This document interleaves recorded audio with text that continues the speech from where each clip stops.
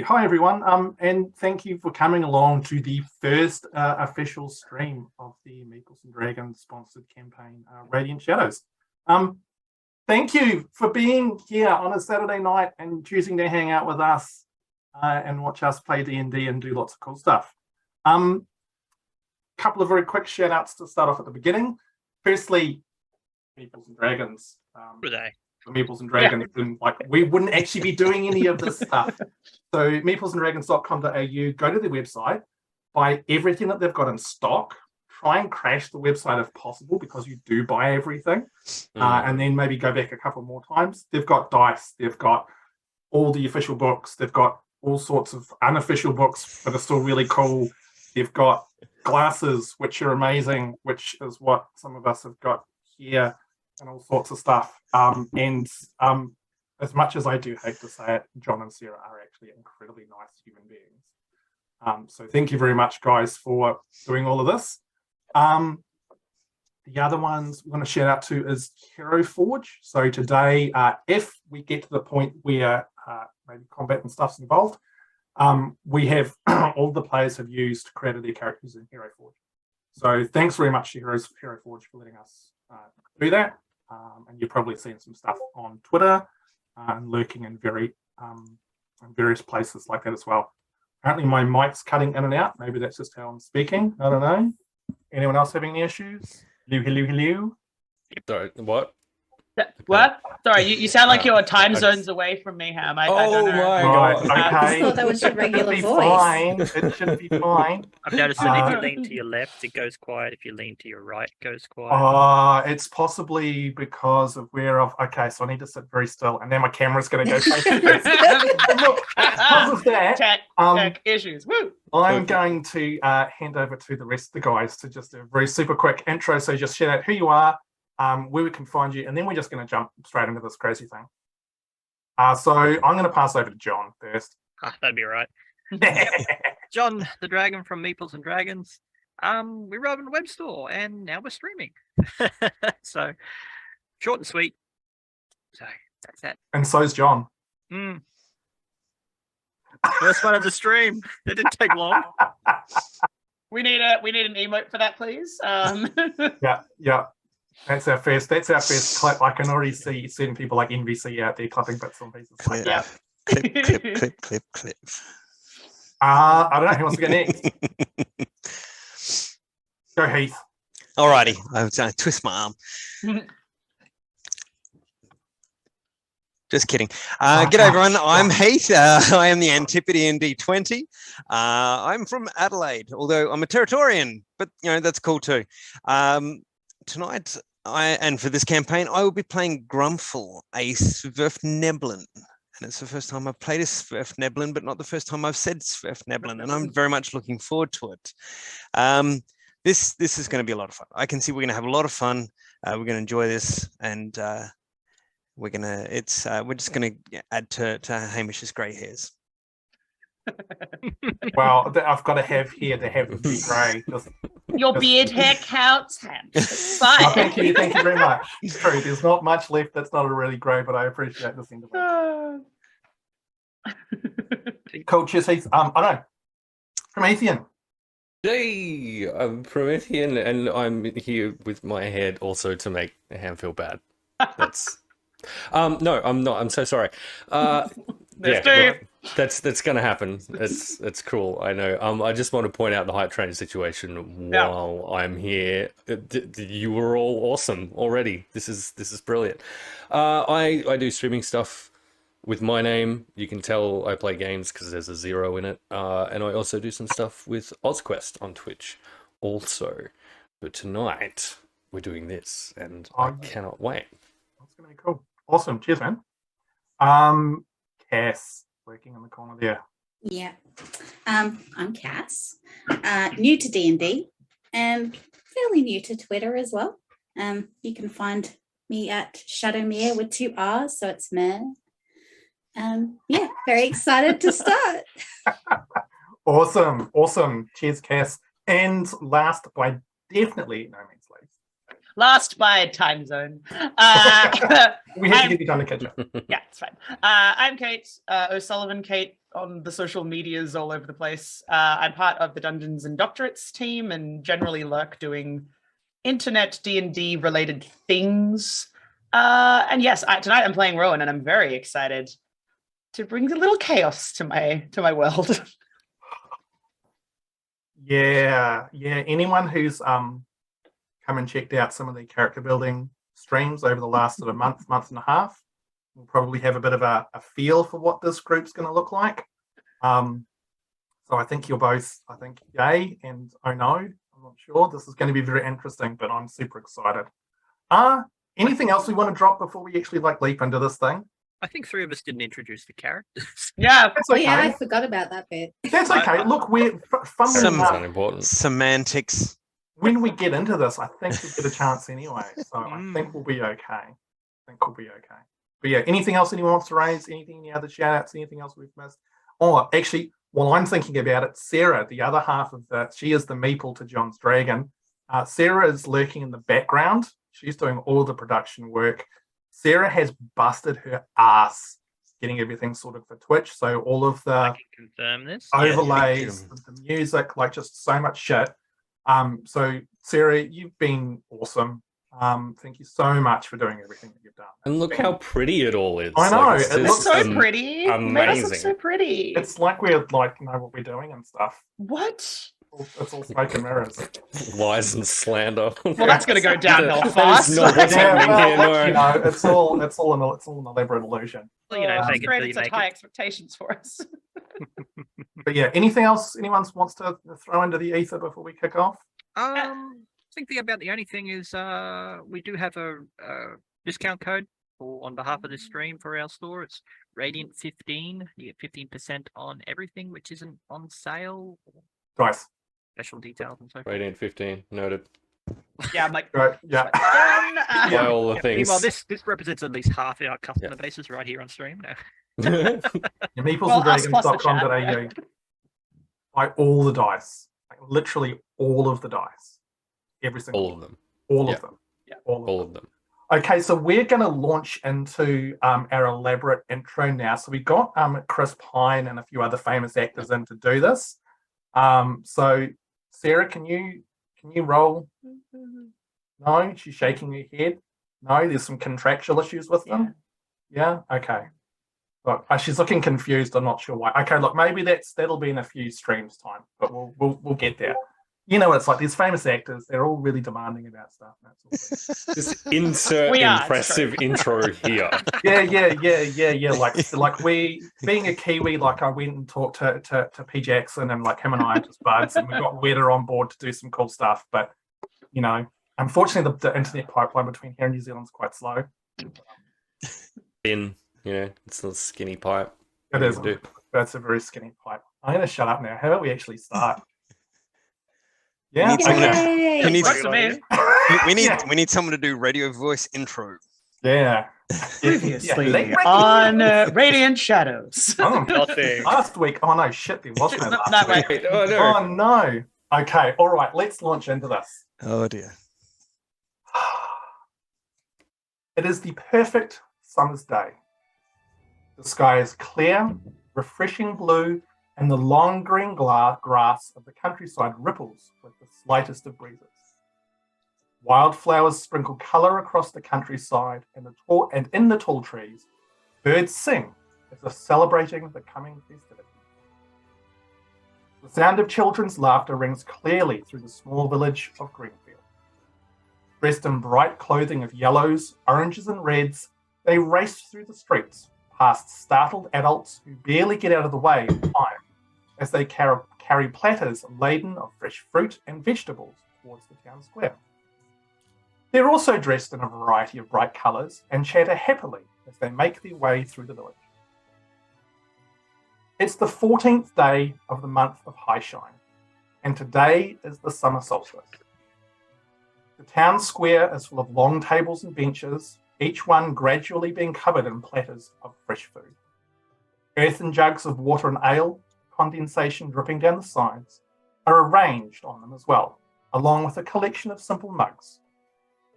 townsfolk flit about, greeting each other cheerfully as they prepare for the day's festivals.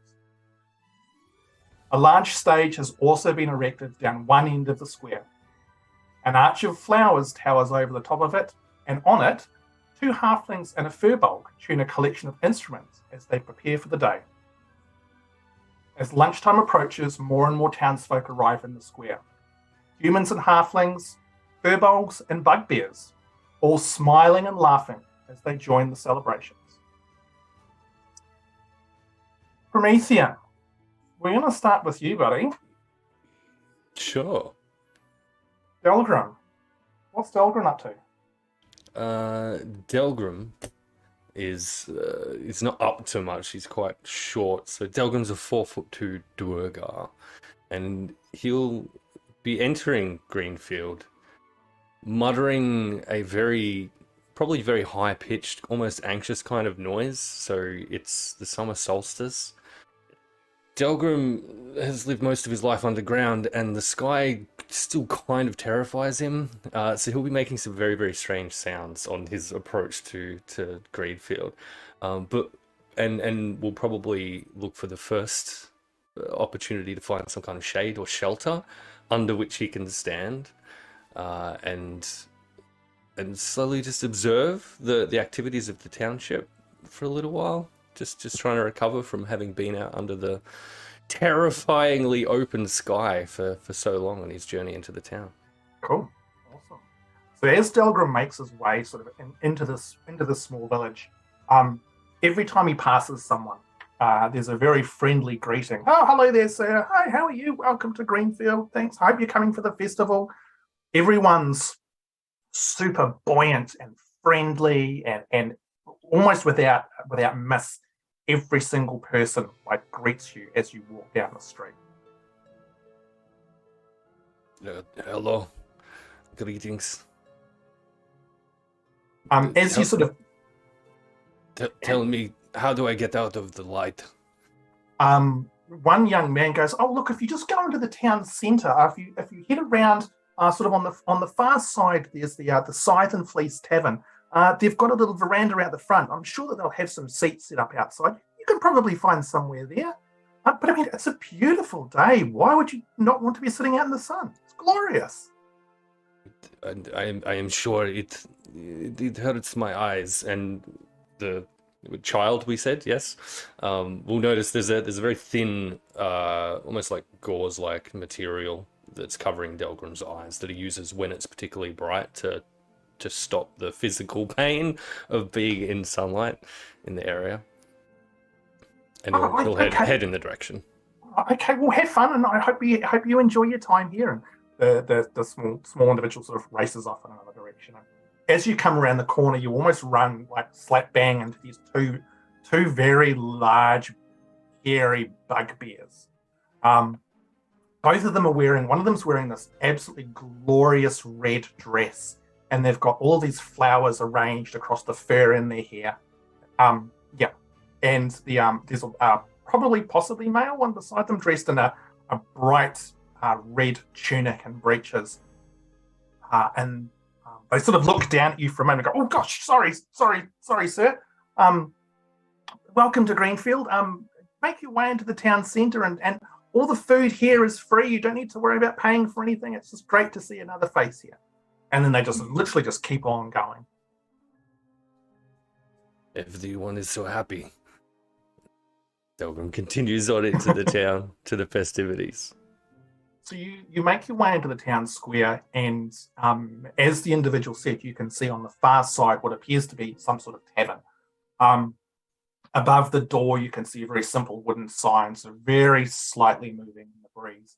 And you can see what appears to be a very sort of rough image of a fleece with a scythe across the top of it, funnily enough. Arranged outside on the veranda, and there is shade there. You can actually see that there are a number of chairs that have been arranged, which currently there's no one sitting in, but there's probably at least 30 people in the town square at the moment. A number of them, again, putting food and drinks onto tables. You can hear the sound of lutes being tuned, and when you sort of glance over, you can see, again, as described before, a couple of halflings and a bugbear up on the stage. And again, like sort of as you come in, everyone's greeting you and saying hello. Yeah. All right. Delgrim's pretty keen to hear some tunes, so he'll make his way towards the shade, swinging past the tables of food on the way and just grabbing the things that seem most not unappealing to him, and head out into the shade, into one of those seats immediately. There's a number of there's a lot of fresh fruits, lots of berries and the like, different types of vegetables and stuff. There's lots of loaves of bread.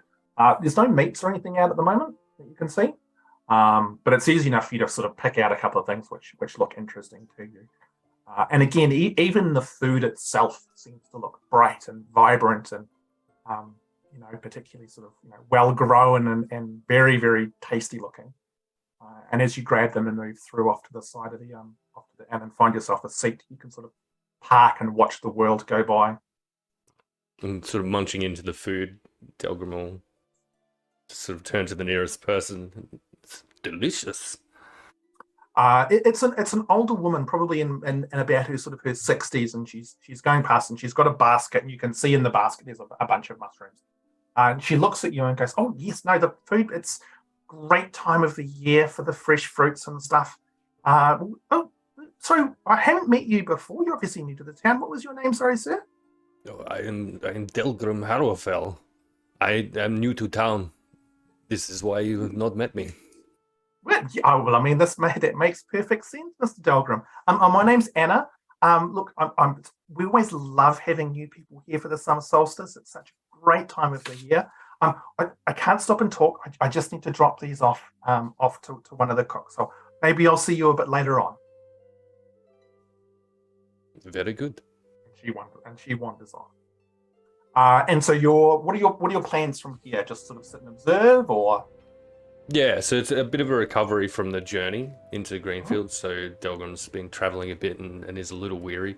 Won't go into the tavern just yet, immediately, but we'll just, with the chairs there in the shade, that's enough to just take a bit of a relaxing moment to rest his weary, tiny little grey dwarf legs. Nice. It's the day's quite warm, but not uncomfortably so. It's the sort of day where if you stood directly in the sun with no breeze, you'd start to overheat. But there's just enough of a breeze to take that edge off. And then sitting in the shade, it's just really pleasant. It's that really comfortable sort of temperature. It's not too hot. It's not too cold. It's very Goldilocks. And as you sort of watch, more and more people sort of filter into the town square, and you can see others are sort of going off. There's kids constantly sort of running around all over the place, and you can hear them squealing and laughing. After about sort of half an hour, the three musicians start to play a small sort of jaunty tune.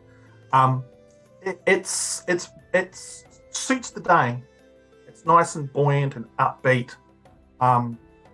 You watch as a younger couple, probably in their late teens, a couple of furbolgs actually, sort of spontaneously start to dance in front of the stage, twirling each other around and laughing, sort of enjoying the beautiful summer's day and this nice music. Let us move on to Heath and Cass. You guys are coming in together. So, Yes.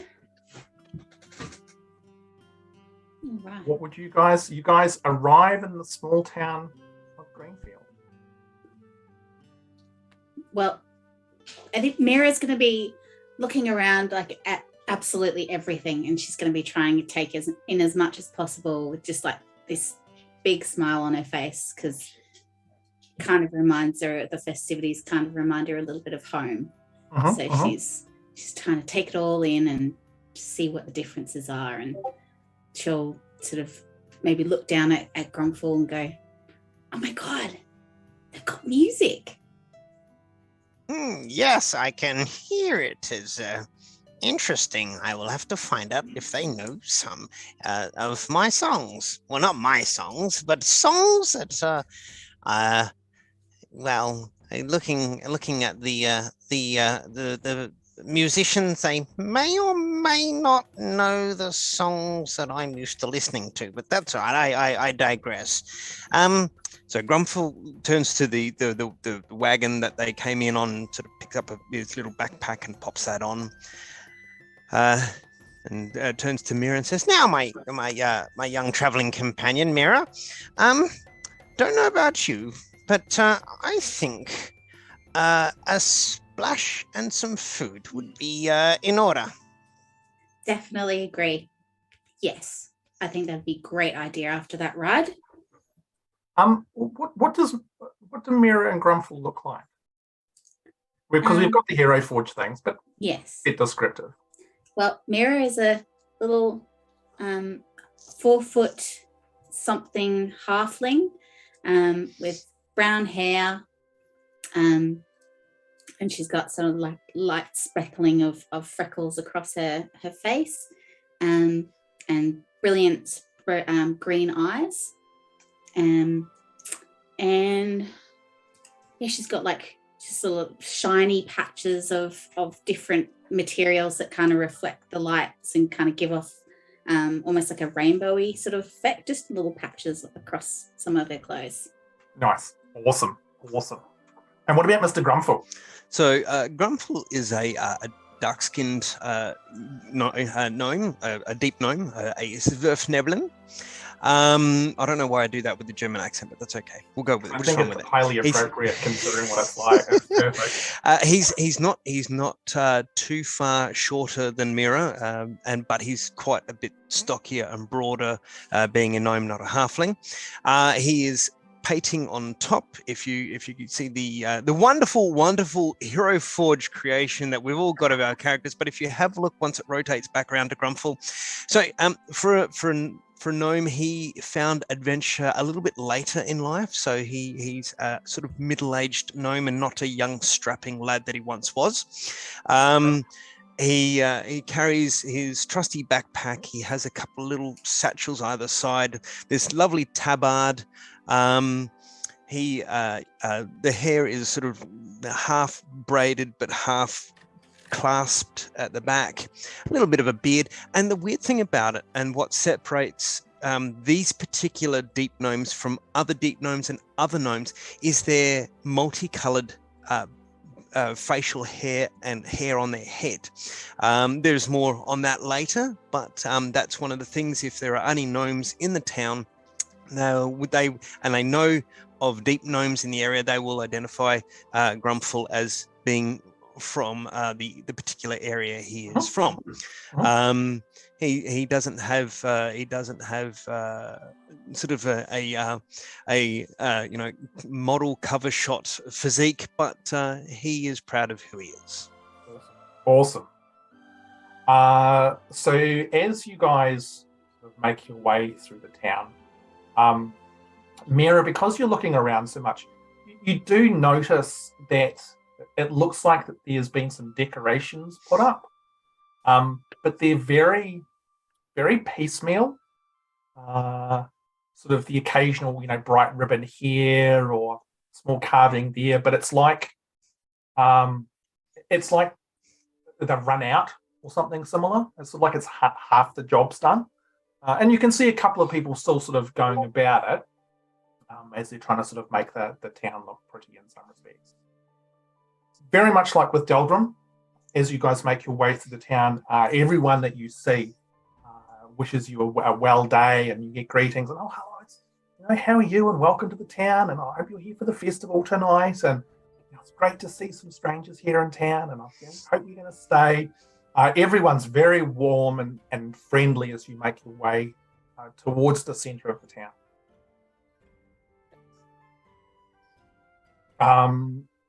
When you finally do get to the middle of the town, and it's not a big town, it is very village-sized. Again, you see that it's been set up definitely for a festival. You can see that someone at the stage is actually starting to erect what looks like a pretend tree. It's only probably about 3.5, maybe 4 feet tall, and they're tying apples so that apples are hanging from it by strings. you can see off to another side that there is one table that's been set off away from the others. And you watch as a halfling, a very large wheelbarrow, probably almost slightly too large for them, sort of wheels their way through, and in it there is this massive pumpkin. And they kind of get up to this little table and put the wheelbarrow down, and you see them turn around and call out to someone, and another couple of halflings come over, and they all sort of jointly lift this huge pumpkin and dunk onto the table. And you can see that there's like little name tags on the table as well. And they sort of position it behind one of the name tags. And as you watch, you can see like somewhere else there's a particularly large squash, and there's other particularly impressive looking vegetables that are being arranged on this table with these little name tags beside them. Speaking of impressive looking, a posture check has been thrown into chat. Everyone, posture check has been redeemed. Check thou'st posture. Posture's always great. Check. So Hamish, how big is this pumpkin? It is definitely larger than your average pumpkin, quite significantly so. And you can see, even from sort of where you are, that the owner of said pumpkin seems to be very, very proud of themselves. So they sort of, once it's on the table, they sort of brush themselves off. And it's an older halfling, grey hair, slightly balding on top with a bit of a terrible comb over going on. And he's got sort of like a little straw hat in one hand that he's sort of fanning himself with a little bit because he's a bit hot. But he sort of arranges the name tag in front of it, sort of to make sure that it's very obvious that this pumpkin belongs to whoever the name tag is. And we're within like speaking distance of them as we're making our way there? Yeah, absolutely. Say, my good man, that is an impressive pumpkin. He sort of seems startled and turns around to you and goes, "Oh yes, this is my prized pumpkin. Every year I always enter my pumpkins into the competition. I will say, not trying to brag, it's been 5 years in a row now that I've won Best Vegetable at the Summer Solstice. Oh my God! Famous. Well, I mean, just look at it. It's glorious. I mean, as far as pumpkins go, they don't get any better than this.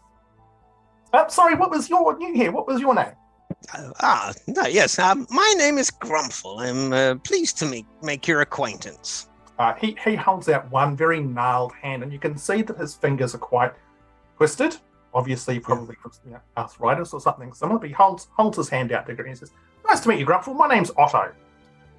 And Grumpfel will gingerly and gently shake his hand, not to obviously he's blistered and gnarled. I don't want to. This is not a sort of frat boy competition. I'll be very respectful of any blisters that he may have. And he gives you a good firm handshake. And says, "Look, I've got to go back to the farm. I've got a few other things I've got to get, but I hope you and your young halfling companion here are going to be staying for the whole day and for the night as well. The festival's going to go on all night. It's a real party around here. Some people get quite carried away. The ale is quite strong. So you know what some of these kids are like." He sort of leans in almost like sort of conspiratorially towards you, sort of one slightly older person to another, and sort of looks at Miera out the corner of the eye. Some of these young'uns, like to overindulge sometimes. I mean, I did that when I was young too. But I mean, you know what kids are like. While this is going on, Miera's kind of like partially engaged with the conversation, but she's also kind of scoping out like all the other food, and just seeing if she can see anything like any nice baked goods or anything like that she can kind of. So, okay. So because we're playing Dungeons and Dragons, which involves rolling dice, let's make this the first dice roll for the night. So make a perception check for food. Is there food on all of these tables of food? I don't know. Specific food. Perception check for baked goods. That's defined. All right. Oh, 9. Look, there is so much going on as you look around. It looks, it's hard to kind of see any specific banquets at this stage. Everything kind of. Oh no! No. I'm sorry. I'll Ignore it. It's not you. Keep going, Ham. I'm sorry. All right, no, sorry. I can't work under these conditions. Oh no!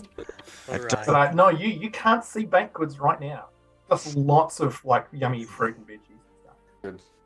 Oh, can you see me? Hello. Yep. You Oh, will. Yes, I don't know what you're happened then. I stopped back. pedaling just for a second, and It's okay. All right, So they just so- move a pumpkin in front of you. So Heath, as the village burns down around you guys, what would you like to? I'm away for 2 Get minutes. into my frame. No, other way. Right. Nope, now I'm in Tiernan's frame. Hang on. Oh dear, oh dear, oh dear. I'm I'm not sure what happened there. I didn't click any buttons. You're all good. I didn't fuddle with any switches. I promise. So yes, Miera, no, you do not see any baked goods.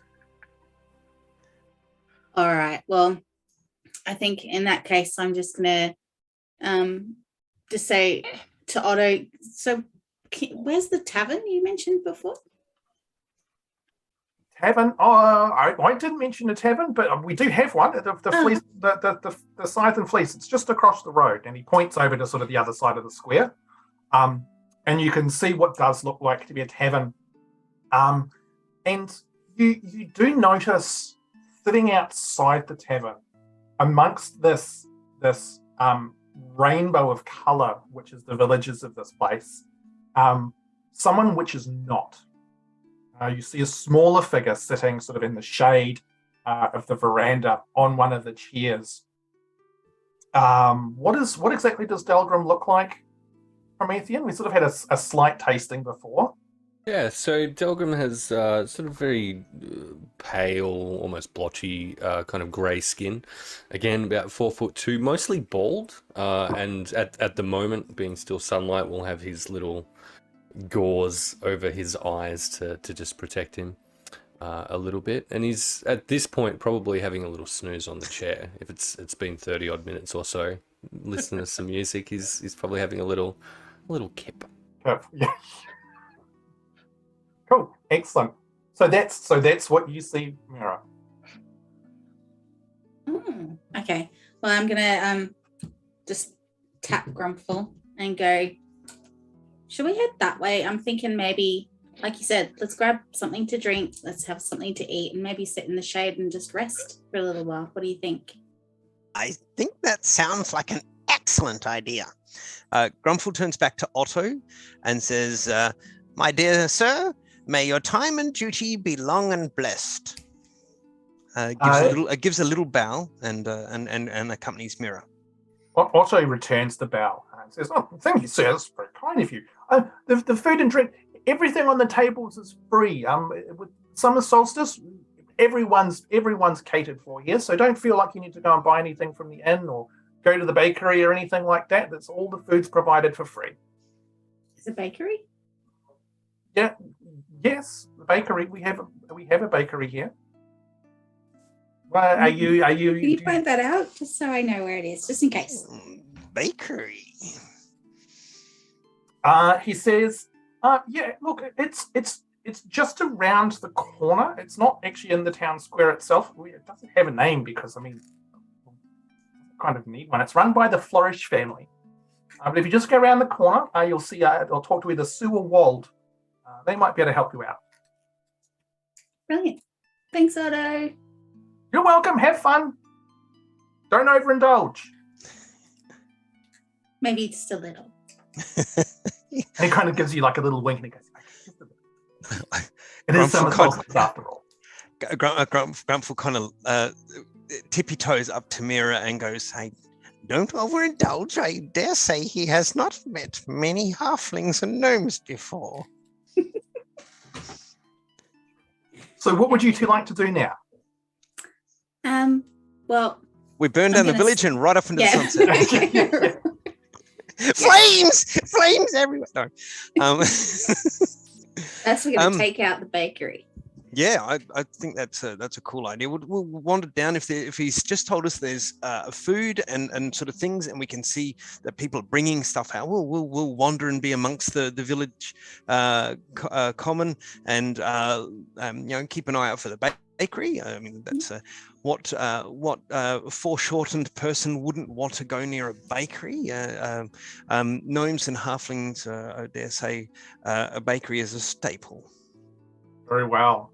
So you guys head around the corner towards where Otto sort of pointed out where this bakery was. And as you come around the corner, you almost run into this couple coming the other way. They are sort of late, mid-30s. Both of them are quite sturdy of build. And you can see that the man's both of them are sort of covered in flour, and they're a bit messy. Very obvious from a glance that these are quite possibly the flourishes that they just talked about. And you can see that we need to hydrate. Meeplesanddragons.com.au, go and buy everything that they own. All of the things. Nice. All of the things. Of the things.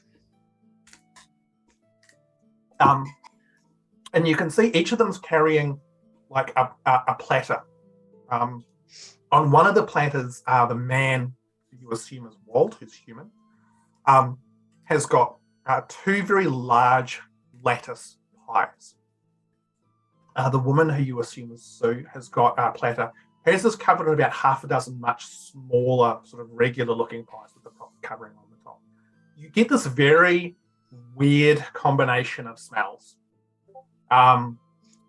There is that really aromatic, nice pastry smell, and from one side you get a sense of maybe a little bit of apple and cinnamon, maybe, and the other is this very, very strong fish smell. Yeah. And they sort of stop and sort of, Wild sort of juggles. Oh, watch it, you two. Just careful. Don't want to drop the pies. It's taken us a while to make these two. Can we help you at all? What have you got? Well, miss, we've got pies, but they're for the festival. Ah. Did you make them yourselves? Oh, absolutely, we did. Very proud of these pies, we are. These are me famous apple and cinnamon pies. My missus, that's Sue. Those are our spicy fish pies. Famous, you say? Famous. Everybody within 100 miles knows of these pies. And Grumpfel, you see Sue kind of look at Wald, roll her eyes a little bit, but not say anything. Very interesting. I dare say that by the look and aroma coming from your platters, that reputation is very well deserved. Oh, well, thank you, sir. I'd like to think that it is. Look, we need to get these going. These pies, look, if you want it, there's some competitions going. You might be able to win the apple pies. The fish pies, though, they're for everybody. So if you're keen on those, we'll be making them through the course of the day. You'll find them out on the tables. But we're super busy. And as they say that, 3 kids just come racing by and just about clean you guys out. And you hear Sue yell, "Oi, you lot! Just be careful. Just you make sure you, Brian, how many times have I told you? Don't run so fast near other people." Round the corner, they vanish off. So These it's young like, kids are overindulging. bloody children, they get overexcited this time of year.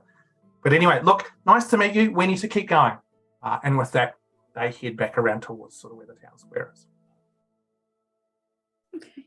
Well, I think I'm going to sort of just keep, moving forward, looking all around and just seeing what else is going on and if there's anyone interesting that's sort of sticking out. Yep. Okay. Grumpfel, you going to tag along with Miera? Yes. Yeah. Okay. All right. Let's swing back around as you guys go exploring a little bit more through the small town of Greenfield. John, You're up, buddy. Oh, I'm up, huh? Okay. All right. Get it? It's up. Well, Tiernan comes staggering into town. He's 5'8", and he has black shoulder-length hair, which accentuates his pointy ears, indicating he is an elf. His green eyes stare out of his blue-hued face, and he's wearing this full-length jacket, which is like a muted dark green, almost grey in colour, with brown leather trim. As he walks along, his jacket moves with the wind, and on the inside layer, you can all see this fine lines of chrome metal that form rectangular pathways. But at the moment, he's staggering into town. He's covered in sweat and road dust, and he looks completely exhausted. He even has the odd leaf and twig that's stuck to his jacket as if he's been crawling through the underbrush. Upon his shoulder, he's got this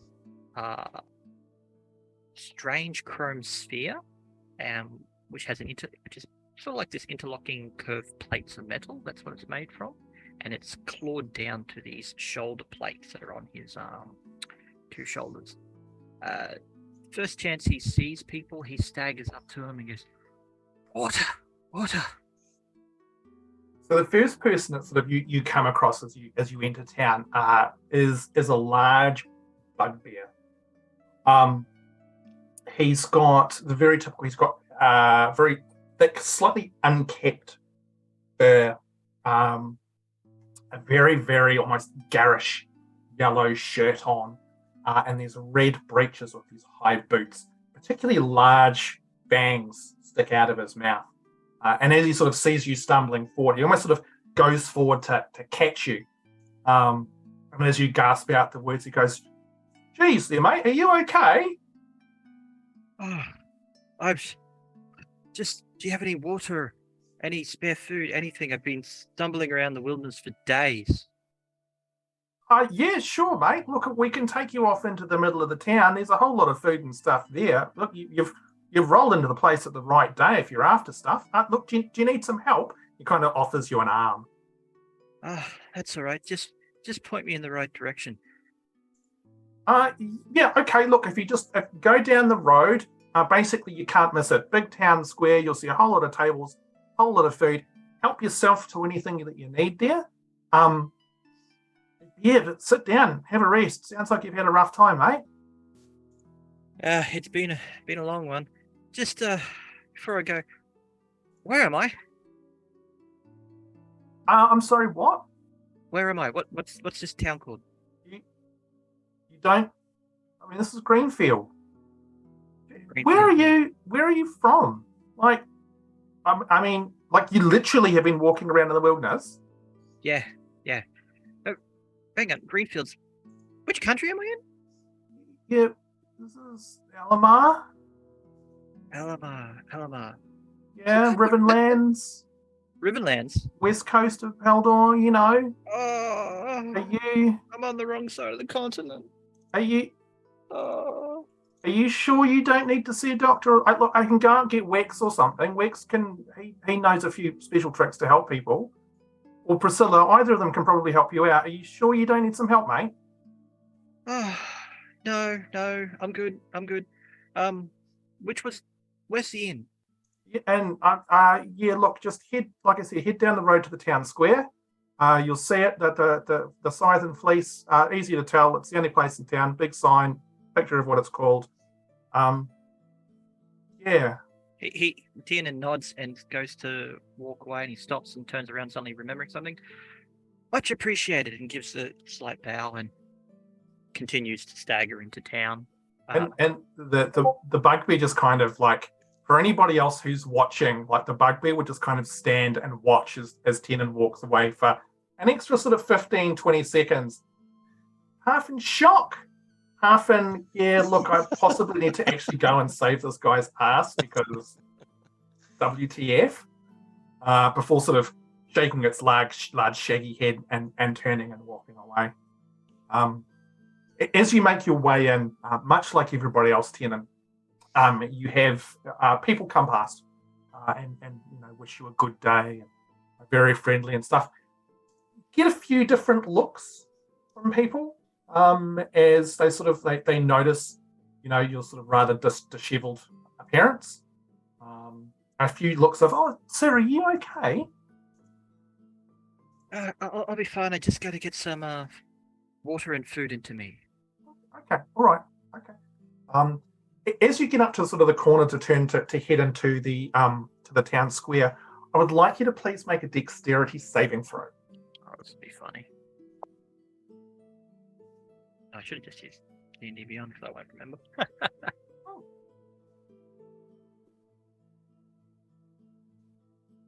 So that's 11. 11. I'm going to roll dice as well. It's contested. Okay. You come around the corner and your long coat flicks up as a boy runs past, missing you by the smallest of distances. Like he almost gets caught in your coat and sort of hits the edge of it, gets flicked around, pushes it aside, sort of glances back at you and keeps racing down the road. Quite a chubby little kid, pretty damn nimble. And this girl comes running after him as well, and she's arms pumping. And she goes, "Brian, come back here!" As she races past you.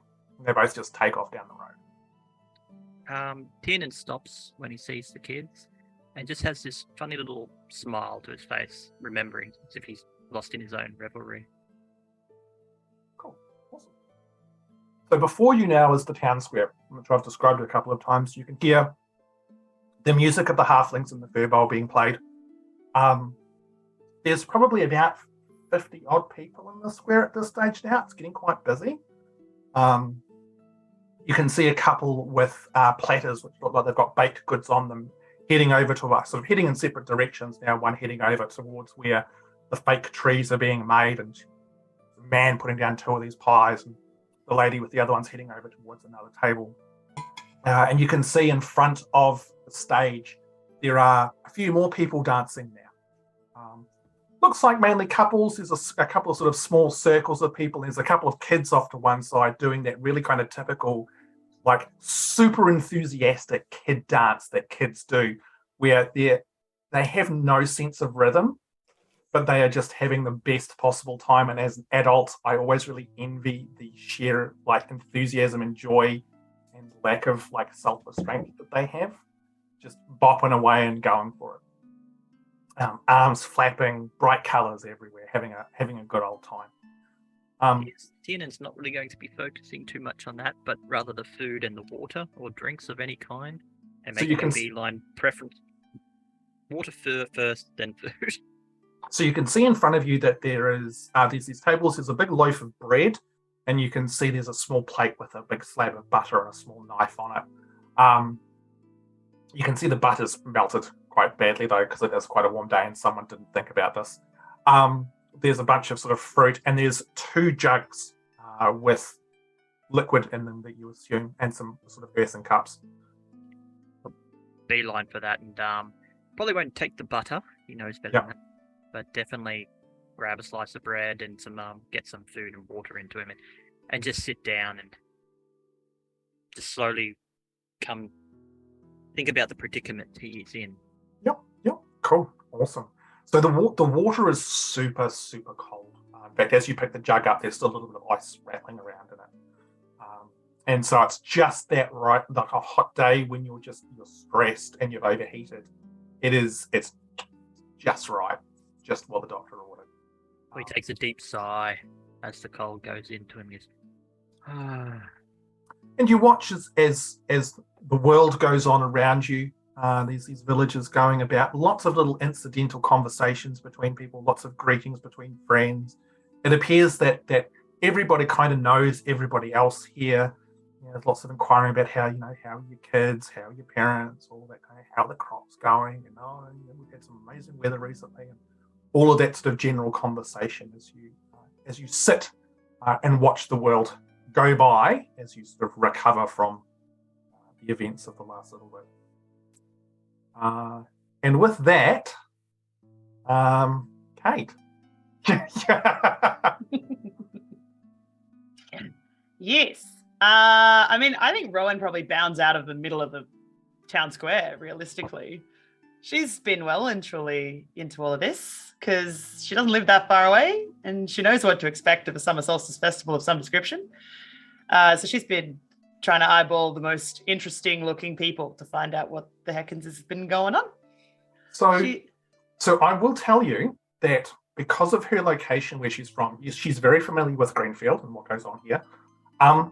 Probably one of the things that may have drawn her here, potentially this time of year, Greenfield is well known for, at night of the Summer Solstice, the fireworks display. Apparently, it is really quite spectacular. Yeah. I think she's sort of been trying to work out like the best places to sit and stand. It's both options, depending on if she has to end up in front of people, because she is 3'4", so she's not very tall. And if there's a furbolg standing in front of her, she's stuffed. She wants full view of the fireworks, please. So around the square, you will notice that there are a couple of spots where there's barrels and stuff arranged almost with boxes beside them, almost as if they have been set up as viewing platforms, because you do notice that in Greenfield, there are a fair few halflings. Yeah. And they're taking into account the fact that they've got to deal with these other races as well. Yeah, equity about getting everyone's height to the same level, not, someone being behind a fence. Yes. Exactly. Yeah, so I think she's probably sussed out a few options just in case any of the locals have like already pigeonholed theirs, and knowing full well that this is the kind of town where you're not stealing someone else's quote unquote spot that they use every year to watch the fireworks from. Like, you need to have your eyes on options. Yep, for sure. And look, you would have found like at least half a dozen spots, which would be spot on for that.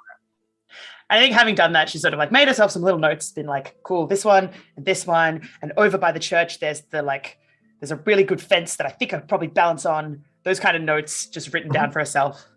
And then just gonna head for the pub, because I feel like it's the middle of the day-ish, mid-morning. It's 11 o'clock somewhere. Just gonna go to the pub. Absolutely. So as you make your way sort of through the square, you would also notice, sitting outside of the pub, this very out of place dwarven character, especially considering the splashes of colour throughout here. Hard to tell. It looks like he's possibly kind of snoozing at this point in time. Yeah, she, being a curious sort, is going to bound up and sort of plonk herself down next to this person with all of the energy of a 5-year-old, despite not being a 5-year-old. Yeah. At which point Delgrim is just going to leap awake then and probably scream mid-dream something about shadows and dawn and the void, and then just kind of realize where he is, and there's a bunch of like townsfolk going past the wall. Calm down. Glance over. Okay. Are you all right? I am fine. Sorry, you just don't look like you're from around here, and I just tell me about you. And she does that thing that only like truly interested people do, of the like, I'm truly fascinated. like hands, elbows. Yes. I am Delgrim. I come for Summer Solstice Festival to see. It sounds interesting to me. But you're sitting in the shade with the. Have you gone exploring? There's some interesting spots for seeing the fireworks later. Firework. What is firework? What is fire? What do you mean? What is firework? It's the big lights in the sky. What? What is big light in sky? There are many big light in sky. There is sun. There is moon. There are stars in the nighttime. So many lights in the sky. Oh! It's like an explosion, but a good one in the sky. That's like stars, but all pretty colors. Exploding light in sky. How is this good? It's for entertainment and occasional shenanigans. And not dangerous? I mean, it depends on who's firing. It depends on. Fire is right there in name. How is this not dangerous? But it's because it exploded in the sky away from you. But I guess if you were standing next to it and we all went off, that could be a bad thing. Not really thought about it that way before, to be honest. I will watch. I will see. And you? What? Who did tell me? Hello, who are you? I'm Rowan. I don't live here, but I heard they have an amazing Summer Solstice festival, and I didn't come with anybody, and I thought maybe you'd be a fun person to come and sit with because you looked interesting and by yourself, and all of this. I am a very fun person. Yes. I can tell. So with that, the camera pans away. Pans back around to Miera and Grumpfel, who are making their way through the town. What was that strange machine that just panned away? It's the pan machine. It goes clunk, clunk, thud, whack.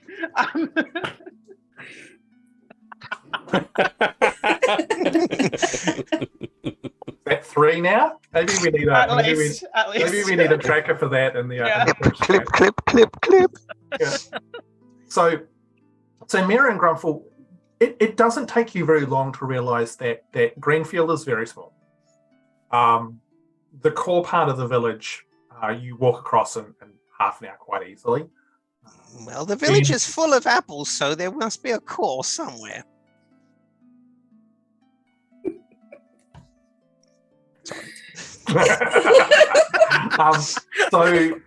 And on the wagon trip in, you would have noticed that there was a number of sort of farmsteads and stuff around too.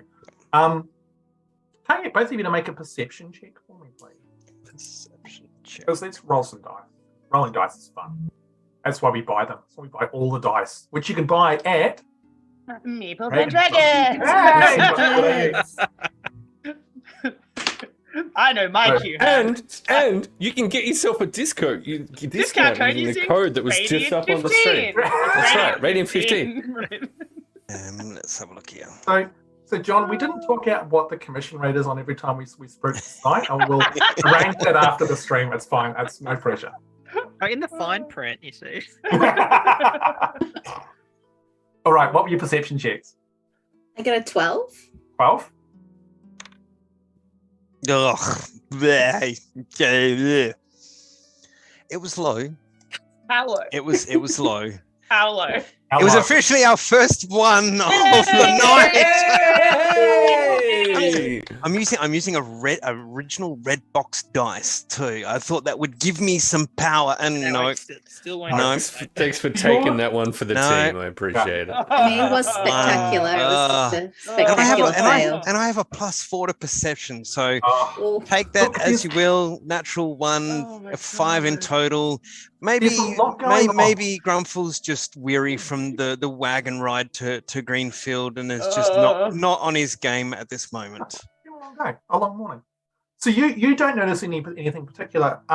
Miera, as you're walking through the town, you sort of see, not off on a side road or anything, but sort of between a couple of buildings, off sort of a few houses off back in the distance, a few ways away. There's a very small rise and there's a small set of trees. And just beyond that, you can see what appears to be quite a large house. Larger than most of the other houses you've seen in this town so far. But sort of one of those ones where it's sort of slightly sort of concealed in the countryside a little bit. Not in the easy sort of line of sight, but you just sort of notice it as you're walking through. And then you guys get to the edge of town. The road just keeps on going off to the east. Grumpfel, can you see that massive house up there? I wonder who lives there. Oh, I don't know how I missed that. Must be someone important if it's that big, surely. It looks very interesting indeed. Very interesting. We might have to check it out. Maybe ask some questions while we're getting here. But I'm getting a bit hungry. Maybe we should double back to the town square and get some food. Now you're speaking with honesty indeed. So we'll head back. Head back? Cool. All right. So you guys turn around, head back towards the town square. By the time you get back there, again, like I said before, there is quite a few people sitting around now. There's sort of a bit more activity. More kids running around, screaming and yelling and doing kid stuff. Guess who's chewing on something food-wise. Right, hold on, let me just quickly pull up a piece of information I'm after. Too many windows. Too much information. Whole new world. A whole new world. Anyway. I'm not going to sing the next bit, even though I want to, because we don't have 250 subs yet. So you guys do notice, all of you notice that sort of as you're sitting observing sort of the general sort of populace here, that humans and furbolgs do seem to make up probably at least sort of half the population here. And then there's a large number of halflings, like I said before, there's a few bugbears around. You do notice a gnome or two, but it is quite an eclectic collection of races that seem to inhabit this small town. But everyone seems to be getting on with everyone else. And as Miera and Grumpfel arrive back in the square, you guys notice quite an unusual looking individual in comparison to the rest of the people sitting at one of the tables with a glass, sort of taking big drinks out of it. And you would be seeing Tiernan, as John described him, sitting there, very much like yourselves, sticking out from the rest of this very colourfully dressed crowd. And you can see over by the inn, you'll be able to see also Delgrim, and you would see now that beside Delgrim there seems to be a halfling, probably very close to his face, I must imagine. Yeah. Hi. So what would you guys like to do? Grumpfel, I've been leading the way a little bit here, so I'll let you pick. Shall we go? Where should we go? We're all just taking everything in. So we can see that this elf person is like the dwarven person, and being a deep gnome, I would recognize a deep dwarf. You would definitely recognize Durigar. I would like both of you to please make a history roll for me, please. Ooh. Let's have a look. Shall I trust the same dice again? Yes, why not? Let's try it. Let's do it. Let's and trusted the dice. This is my first roll for the campaign, so it's got to be physical. Hang on. I kid you not. Another one? I kid you not. 20. There you go.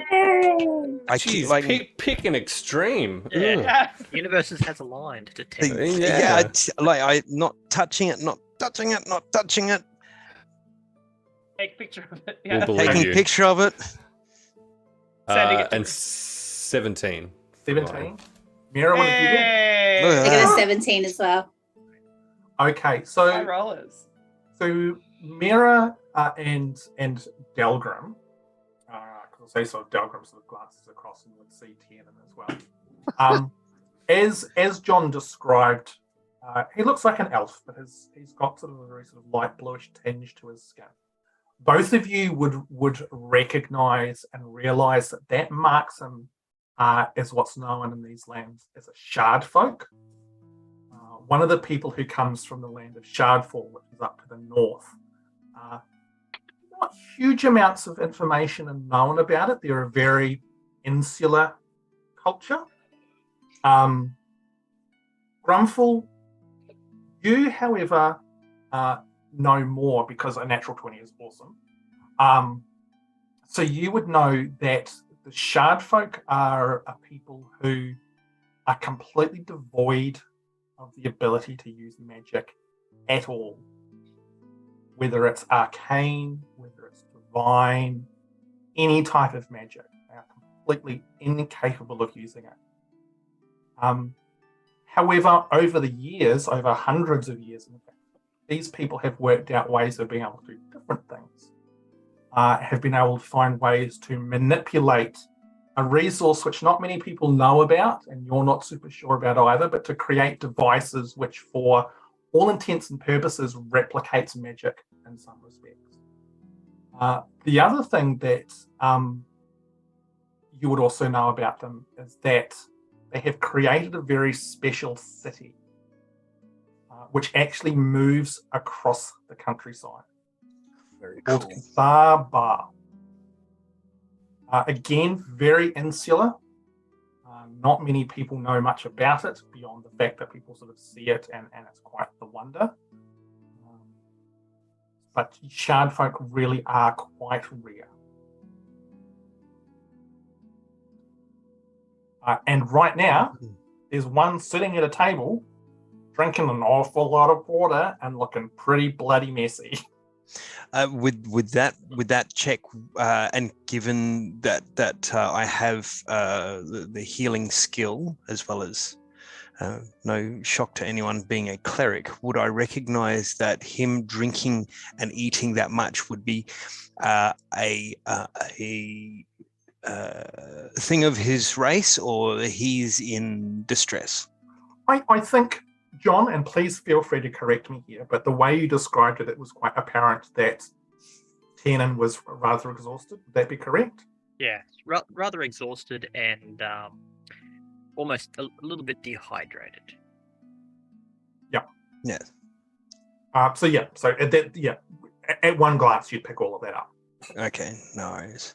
So Grumpfel will turn to Miera and say, I think our friend there is in some sort of distress. I think we should go and see if we can render some assistance. Sounds like a really good idea. Let's go.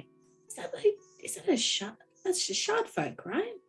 Yes, I do believe he is a shard folk. Well done, you. I think it maybe someone visited home once, like ages ago, but that was just what my dad told me. I've never actually seen one in person. So we wander over to where Tiernan is sitting. So Tiernan, you would see these two, again, very much like you people, sort of fish out of water sort of scenario, heading in your direction. I noticed that they're coming, obviously. Yep. So before they'd actually get to me, I'd stand up and wait for them to say something. You would, like, standing up, you realise, oh, I'm quite short. Oh, I'm just going to, Miera just be like waving awkwardly, just going, hi. My good sir, please, do not stand. May we join you? Yes, of course. Greetings to your house. And he does a little mock bow, partial, because he realizes the height difference. And then he sits down and almost quite heavily. You seem in a bit of distress. May I render some assistance? Yes. I'm a little bit turned about. Would you by chance have a map of the area? That's a good question. I don't think Grumpfel does, actually. I think because he's... Probably not. No, he does not. If you and Miera want to make history rolls, we can determine how much you might know about this area. Sure, why not? And whilst that's underway, Delgrim at this point will be attracted to the tables via the spiced fish pie smell. And I assume that Rowan will Rowan's going energetically follow behind as What's going Delgrim on? wanders over to the going? tables. Yes. Where are you going, stranger? That's a 10 for history. Where are you going? What? You don't even know what time. Where are you going? So I'll quickly deal with the history stuff. So the 10, Grumpfel, you would know that you've passed beyond the borders of Redwald into the lands of Ellamar, which is another one of the duchies in the Riven lands. Your exact location, you probably a little bit fuzzy.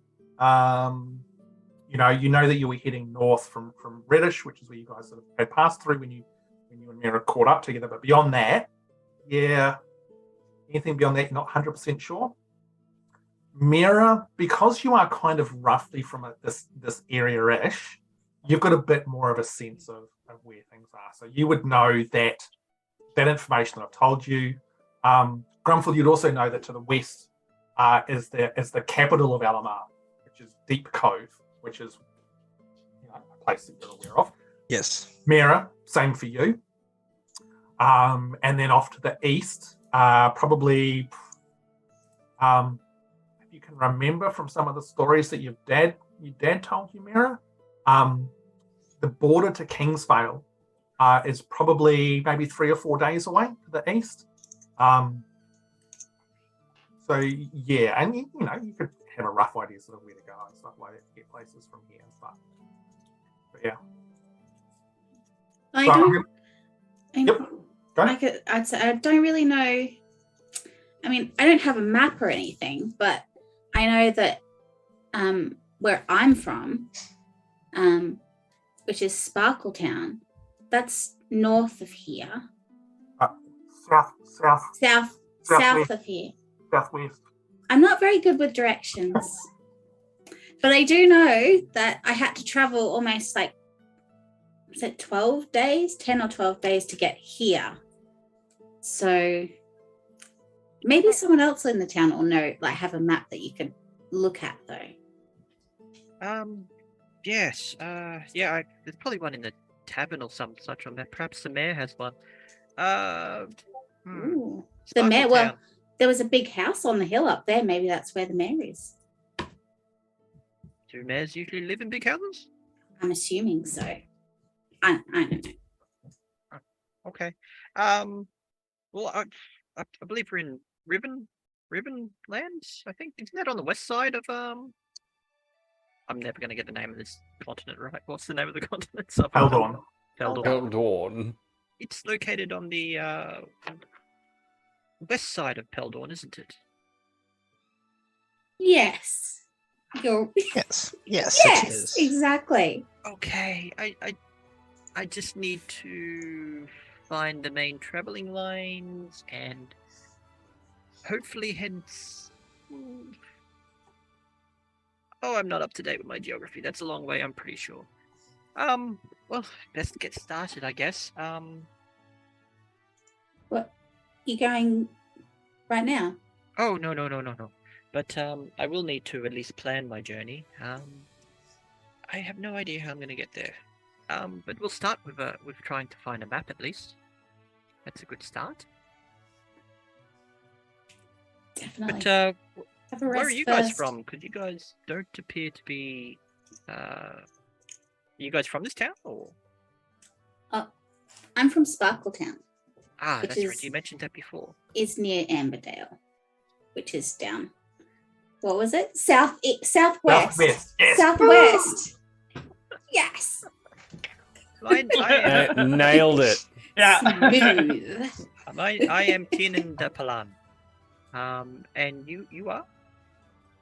Miera Greenleaf. Miera Greenleaf. And you, sir? Just wrinkle Grum. Sorry, I had to stop and go like, oh, accent Heath. Right? Caught myself. It's a thing. It's a real thing. Well, I'd like to Oh, introduce myself. Oh, hang on, wrong game. Yeah. I am Grumpfel Greystone, and it's a pleasure to meet you, good sir. Honor to your house, Grumpfel. So you here for the festivities, or? Commerce brings me this far and brings me further again. But for now, I am in this lovely hamlet of Greenfields with pleasant company and a festival. It looks to be. I've heard of these sort of things. Is this something to do with the Summer Solstice or something? Yes, I believe that is the Summer Solstice. Yes. I think that's what that rather fine fellow with the large pumpkin said. Are Delgrim and Rowan pretty close to this conversation, do we think, Ham, in terms of where the fish pies are? Absolutely. The fish pies, ironically enough, got placed on the just down the other end of the table from these guys. So as you saunter over to the fishy goodness, you overhear some of this conversation. Excellent. So through a mouthful of fish pie, Delgrim will point out there will be firework. There will be firework. Right, and they're going to go. They're safe explode. She's like been trying the whole way over to explain fireworks in a way that makes sense that they're a safe explosion in the sky. Oh yes, the usual alchemy combination to form gunpowder to create fireworks. Yes, I'm familiar with it. Yes, I don't really use it, but yeah, I am familiar with it. But what's the general rules about this festival? Do we just? I did swipe some bread just before. Is it all just anyone can grab anything, or like what about all those large vegetables over there with people's names on it? Are they their go too? Like, I don't know if we're allowed to eat the big vegetables, but everything else apparently we can have.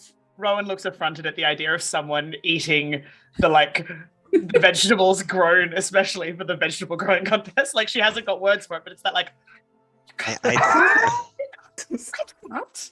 No. It's like spiritually offended. I think that My family would be so disappointed in me if I let you do that. Is that a no? I think we would be in more hot water than the soup afterwards. Oh, okay. Well, I'll be guided by you guys because I'm a bit of a fish out of water at the moment. Speaking of fish, have you tried this pie? It's delicious. You must try this pie. Just on a side note too, it is an absolutely amazing pie. Like the pastry is perfect. There's just the right amount of spice, and it's not an overtly fishy taste. It's just it's glorious. When it comes to spiced fish pies, this is quite possibly one of the greatest, also possibly the only one that you've ever had. At this point, as he heard that the food was free, Tiernan would be grabbing what he can and also sniffing to see if anything would be something he could keep for later and just occasionally pocketing the odd thing, now that it's free, of course. Yeah, look, there's bound to be, various items of, there's like apples and stuff like that you could probably, stick in your pockets and things. Yeah, absolutely. You get sort of, as you're sort of pulling someone, sort of putting them in, a pair of halflings walk past and kind of sort of watch you as you stick them in your pockets, giving you a slightly odd look. I'd look directly at them, give a nice smile and wave at them. And they're like, hi, good day to you. You know that they're all, you don't have to hide them. They're all free. He's just picking them up so he can walk around with them and stuff. Rowan is in full, it's fine. He's normal. Don't worry about it mode. and you can see both of them kind of go, it's just so he can walk around. He just needs pockets. It's just easier rather than holding them in your arms it's fine. Pocket food. Like, for, right. Yeah, Snacks okay, for later. Snacks cool. for later. No, excellent. Makes sense. Okay, cool. Halflings love a snack. Have fun. Hope we'll see you later on for the big dance. Thanks. Have fun. Delgrim's finished eating at this point and kind of turns to Rowan and says, why you defend him? He's clearly stealing food for himself. Rowan in the biggest, whisper that's not a whisper because she doesn't have a volume knob. Right, but I didn't want him to feel bad about putting things in his pockets. And of course, Tiernan can hear all of it. Oh yeah, and Delgrim will just turn to Tiernan and just ask straight out, do you feel bad? Okay, at this point, the food is halfway to his mouth and he's mortified and very confused. I was told it was free.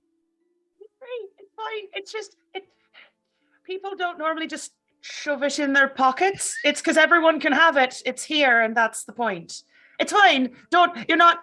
It's fine. She's trying to do the thing where someone who is embarrassed by what's happening is trying to make it so everyone's fine so that they don't feel bad anymore. No, it's good. It's fine. Tiernan starts taking some things out of his pockets and putting them back on the table, feeling guilty. And as you do that, those same two halflings are actually walking back the other way, and see you putting the stuff out of the pockets and back on the table, and they're just kind of like, He decided he wasn't so hungry. It's fine. you don't need to explain it. It's whatever. It's okay. Keep on going. Nothing to see here. Move along. Yeah. You don't need to see his identification. Tiernan would lean over to Grumpfel and just ask, is there a book on this that I can possibly read? I don't think there's a book per se. More like guidelines. Okay. Tiernan sits down and just continues to eat the fish pie and nods at Delgrim. This is actually quite good. It is. Told you. To make him feel better, Grumpfel will pick up a non-pocket pie and start eating it. And it's great. As I said before, they're really, really good. We don't get a lot of fish on Kafar Bar. No, it's not common. You notice now that the little fake trees that were being put up, there appears to be some kind of competition that started. And people are trying to pull the apples off using just their mouths. And so it's this ridiculous exercise of various... You've got sort of some furbolgs, you've got some humans, you've got some halflings. The halflings get given little boxes, so they get up to the right height. All trying to pull off these apples with their mouths, and you can see someone counting down a time. Obviously, it's almost like a reverse sort of barrel of apples, the whole bobbing for apples. That's what I wanted. But you can see beside them there's that small table that's got those 2 lattice apple pies, which appear to be the reward for the winning people. There's a small crowd around who are cheering. You watch as one halfling kind of wobbles slightly on the box and falls off onto their ass. And everyone laughs, including that halfling, who sort of slightly older gentleman gets himself off, dusts his pants off, writes the box up and back up, and he's having another crack at it. Sorry, the older gentleman does what? Hamish? Yeah. Oh, no, continue. Don't worry about it. Let's move on. Yep. That's fine. Continue. Don't even worry about it. Move on. Keep going. Keep going. I hate you all. Suddenly, a meteor swarm hits the village, and you're like, The quick campaign. Let's write up some new characters. That was quick. Thanks, guys. That was fun. It's so good. It's been so good. It has. I'll just have to avoid any more box comments. So. I don't think that was. No, that wasn't the right. No, I don't know what I said. It doesn't matter. Move on. Someone click it. He can watch it later. So you guys are all sort of sitting around. You're having these conversations and laughing at the Dungeon Master. What would you guys like to do? So you watch sort of.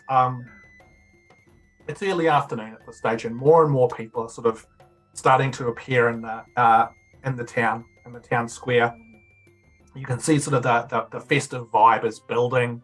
There are more people who are dancing and stuff now. It probably, based on the number of people here and the size of the village, you'd probably estimate that most of the town is here at this stage. Breaking off into your typical little sort of social groups, but there's still a lot of intermingling between people. It seems that, as I said before, everyone knows everyone else. Lots of talking, lots of laughter. A few different people sort of swing past your group, and again, that same thing. People sort of say hi, give Tiernan the occasional strange look when he tries to stick something in his pocket, or take it out again, or both, who knows. Is there anything in particular that you guys want to do sort of as this day slowly progresses? I think Delgrim will turn to Tiernan and just sort of ask about. You said there are no fish. Where are you talk of this place with no fish? I am from the Gloom Road below the ground. There are fish there. How are there no fish in this place? Well, we don't really have much water, like lakes and those sort of habitats for fish on Kafaba. It's Kafaba. hard to move an entire lake.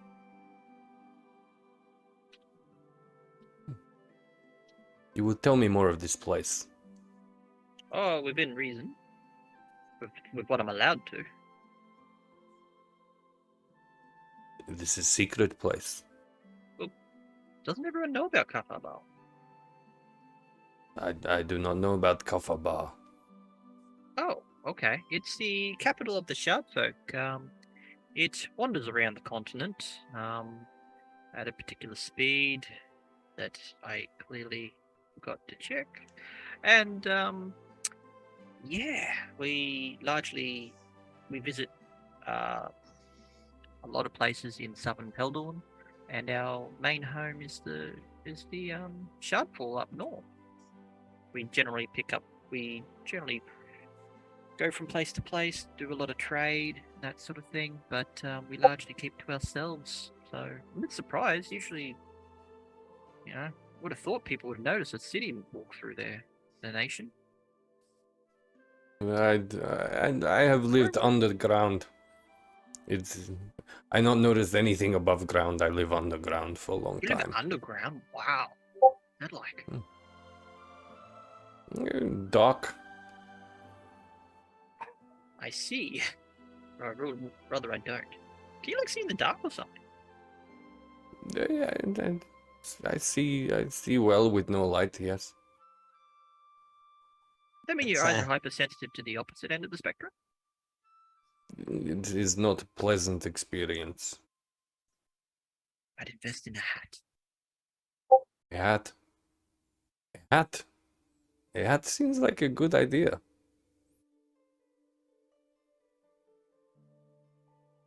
So as you say that, a human walks past. A young man, probably in his early 20s. He's got a big straw hat on. Sort of like obviously overhears, so he stops and takes his hat off and he says, look, Summer Solstice, it's always nice to share things. You needing a hat, sir? More than happy to give you mine. And it is. It's a very big, floppy straw hat. It's maybe seen slightly better days, but it's still very functional. And he offers it to you with this big, warm, friendly smile. Served me right proper, So look, if you want it, consider it a Summer Solstice gift. Well, thank you for this gift. And Delgrim will take the hat and immediately put it on. And as he does so, there's almost like this visibly recognizable kind of release of tension. Just having something over his head, I think, just relaxes him on the inside in a way that there isn't when there's not. So it's probably just a little bit too big for him, with him being a dwarf and this person being a human. So it sits quite low, and it's quite floppy, almost to the point where it probably almost droops down to his shoulders. Looks good. Before the villager runs off, Grumpfel turns and looks at him and says, "That was very kind of you. May your time and duty be long and blessed, good sir." He seems slightly sort of taken back. He goes, "Oh, thank you too, Mr. Gnome. I hope you enjoy your time here in Greenfield." It has been a pleasure so far. Oh, good, excellent. Look, I hope you and your friends here stay for the evening as well. We're going to have the fireworks. There's the twilight dance. It's all quite the event. Anyway, things to do. Thanks. I'll talk to you later on. He hurries off on his little job.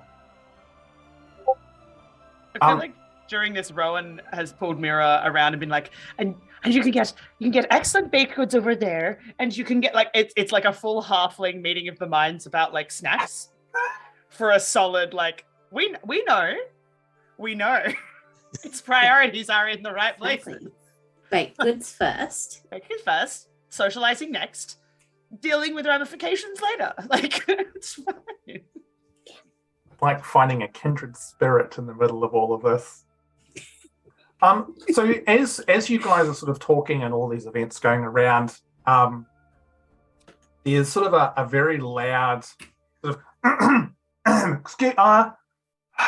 excuse me, everyone, attention, please, from up on the stage, and you hear the music stop. And as you turn around, you can see standing on the stage is a very tall, very, very lanky Firbolg. He's got a very thick brown beard, which is cut in a very sharp point. His hair is slicked back in a kind of slightly sort of very slicked back, but hanging loose down, just over his shoulders. Both the beard and the hair looks to be quite heavily oiled. He's wearing this very flamboyant red shirt.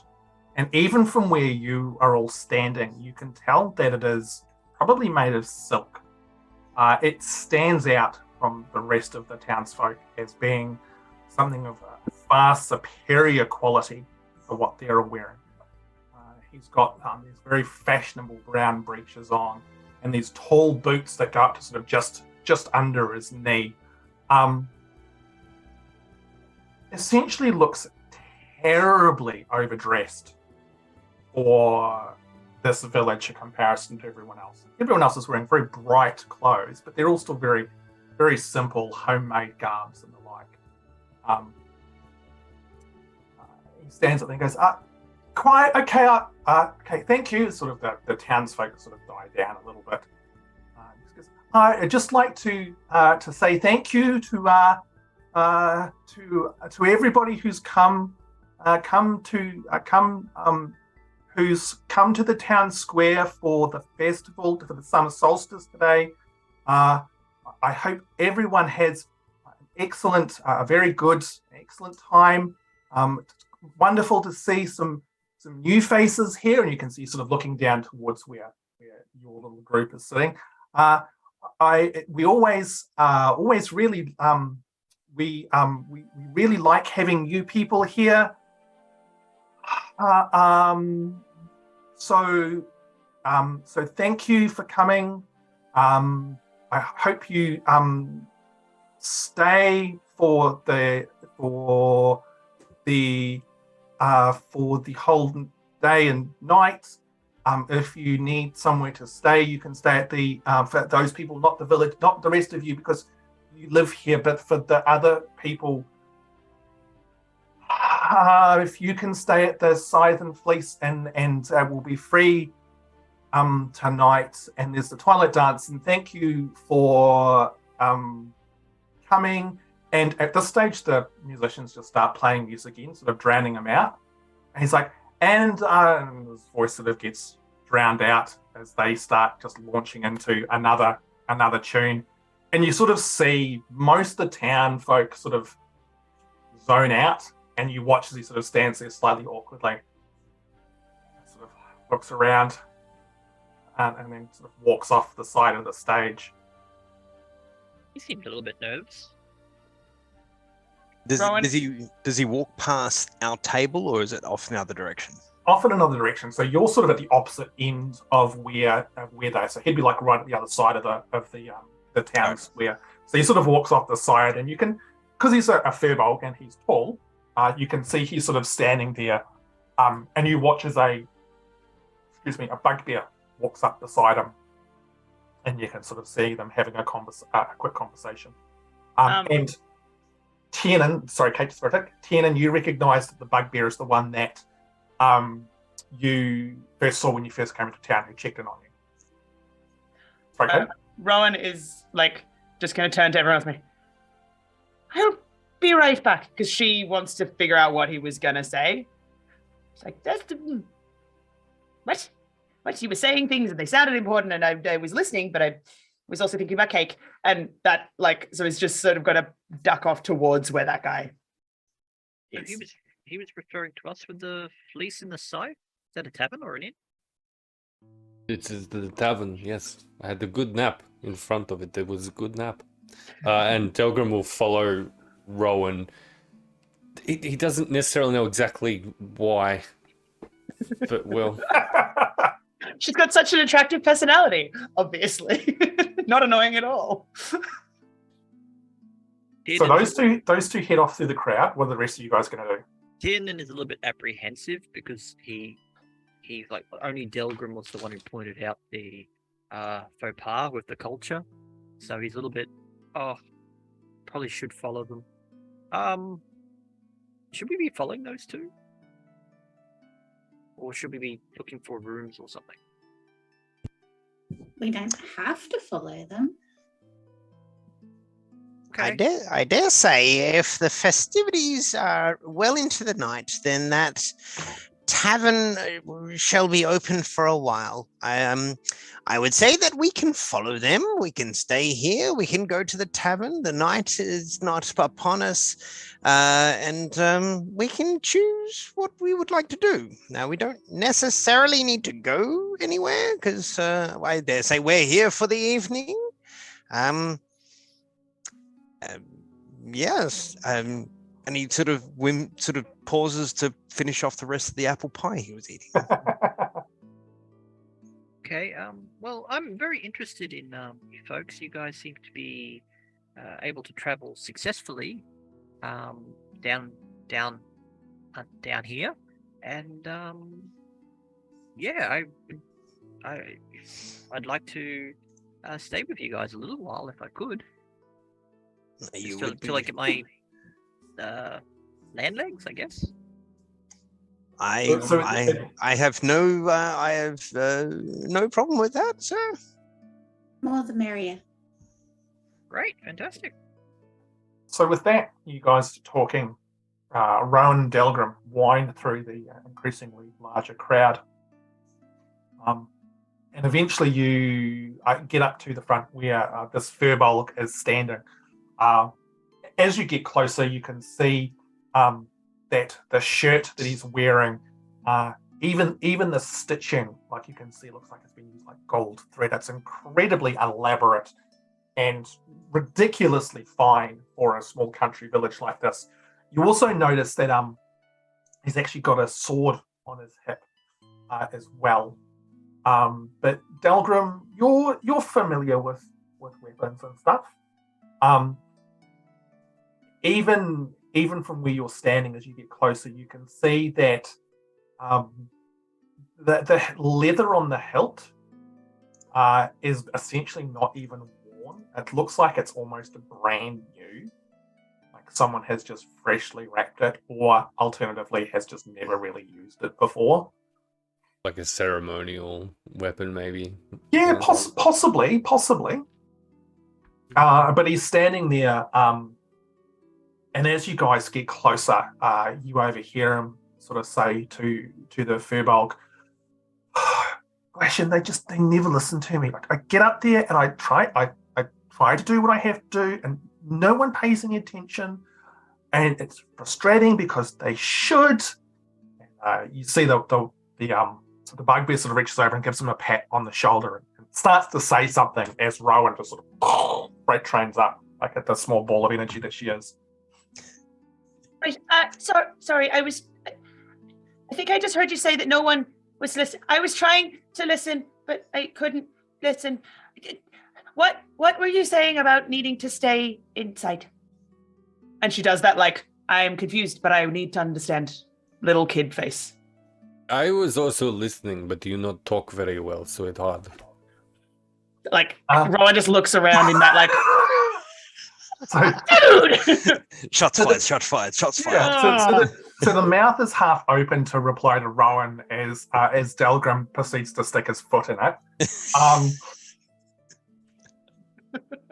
Well, I'm sorry, but how good are you at public speaking there, sir? That's not a very polite thing to say to somebody. I not talk to large groups of people, so it not bother me. It's not an issue that enter my life because I do not do it. Have you considered just not doing it? Well, no, because it's part of what my role is here in the village. I mean, as the Baron of these lands, I'm responsible for getting up and talking to these people. You are Baron of these lands. What is Baron? What is this role? Where are you from? I am from Gloomrod. From the Gloom... The Gloomrod. The Gloomrod. From Nar Valorish. Nar Valorish. So Valorish. Yeah, this is my home. Well, this was my home. Miss, what were you saying? Sorry, I'm not... I just wanted to know what you were saying because I couldn't hear you properly because people were being rude. And when she says people were being rude, there's a very pointed, side eye of, people were being rude. You can see the body language, sort of the slightly sort of slumped shoulders as he's been trying to deal with Delgrim, sort of straightens up a little bit more. Well, I'm glad someone was at least trying to listen. All I was saying is I was trying to say, welcome, and that it's a good night, and it's the summer solstice, and it's lovely to have new people like yourself, right, and your companion here. She does that very acknowledged, yeah, I know, I get it, it's fine. Yeah. And all I wanted to say was that we hope that you stay for the evening because we have the twilight dance, which everybody gets involved in, and I was telling him about the fireworks. Yes, the fireworks. The fireworks. They're going to be amazing. I'm really looking forward to it. Are going to be amazing, and you're welcome to stay at the Scythe and Fleece for free. We appreciate people coming to the town, and it's just lovely to seeing other faces here. And Dwight and Nissa will be more than happy to put you up for the night. And I'll just thank you for actually showing some respect. People around here sometimes they just don't show me the respect that I deserve. The one thing that my parents always told me was that respect is earned, not just demanded. But that's not saying you don't deserve it. I'm just saying that I don't know you, and so and she's realized she's said the thing, and she's she's good at the foot in mouth, but the different kind. And you sort of see the emotional journey that he goes through as he follows her through the sort of the valleys and pathways of this. Sorry, I was trying to mean that people shouldn't be disrespectful, but also that you have to earn people's respect for them to respect you. And I don't really know where I'm going with this thought anymore. I'm sorry. Keep on digging. Yeah, coming out the other side. Good friends. You're both not very good at speaking. You have a lot in common. Hey, at least I know what a firework is. Right? Anyway, is there a reason why we need to stay in town? Because, you were saying don't... No. It was more just we like to have new people here, and we like to share. It's a very warm, giving time of the year. And no, I mean... Yes, but I did hear you say to your friend, and she just sort of head nods at the bugbear because she hasn't acknowledged their existence at all. That people should listen to you, and I was wondering why. Well, I mean, I'm the Baron. I mean, I should. People should respect me because of my title. It's important. I mean, they listen to my parents, and they should listen to me. And it's just look. It's frustrating. How did you get this title? How did I? Oh, it's hereditary. It's a whole big thing. It's hereditary. It's passed from person to person to person to person to person. I know what hereditary means. Well, I don't know. You don't know what a firework is. I'm just going by explaining everything.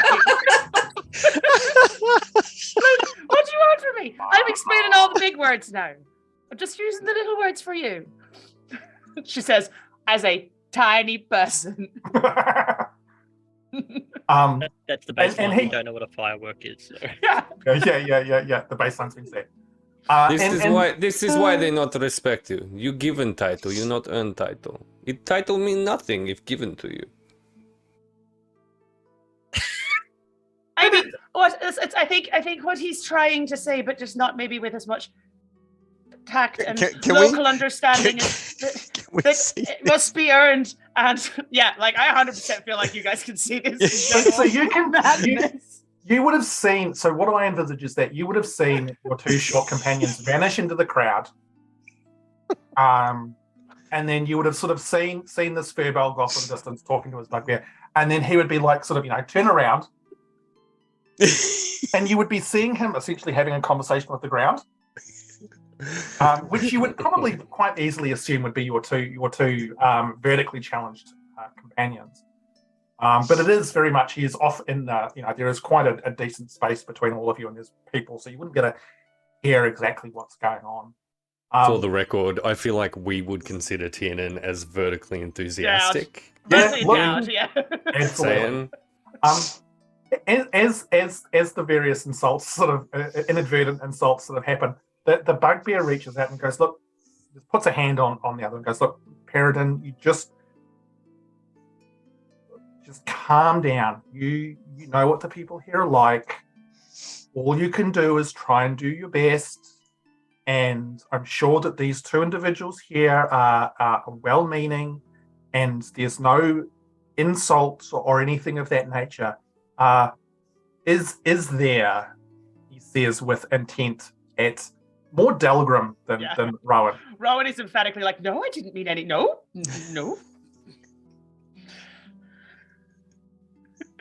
And Delgrim's response? He's just blinking. He's not understanding that there's an issue here at all.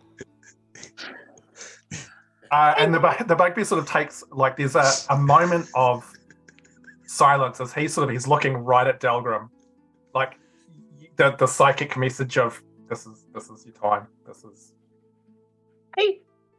He's new to around here. He doesn't understand things yet. I'm sorry.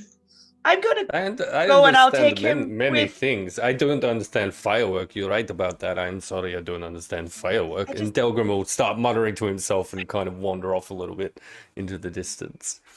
I'm sorry. I need to make sure he doesn't go and insult the entire town. I'm sorry. I'm gonna. And she does that scurry away thing of like, yeah.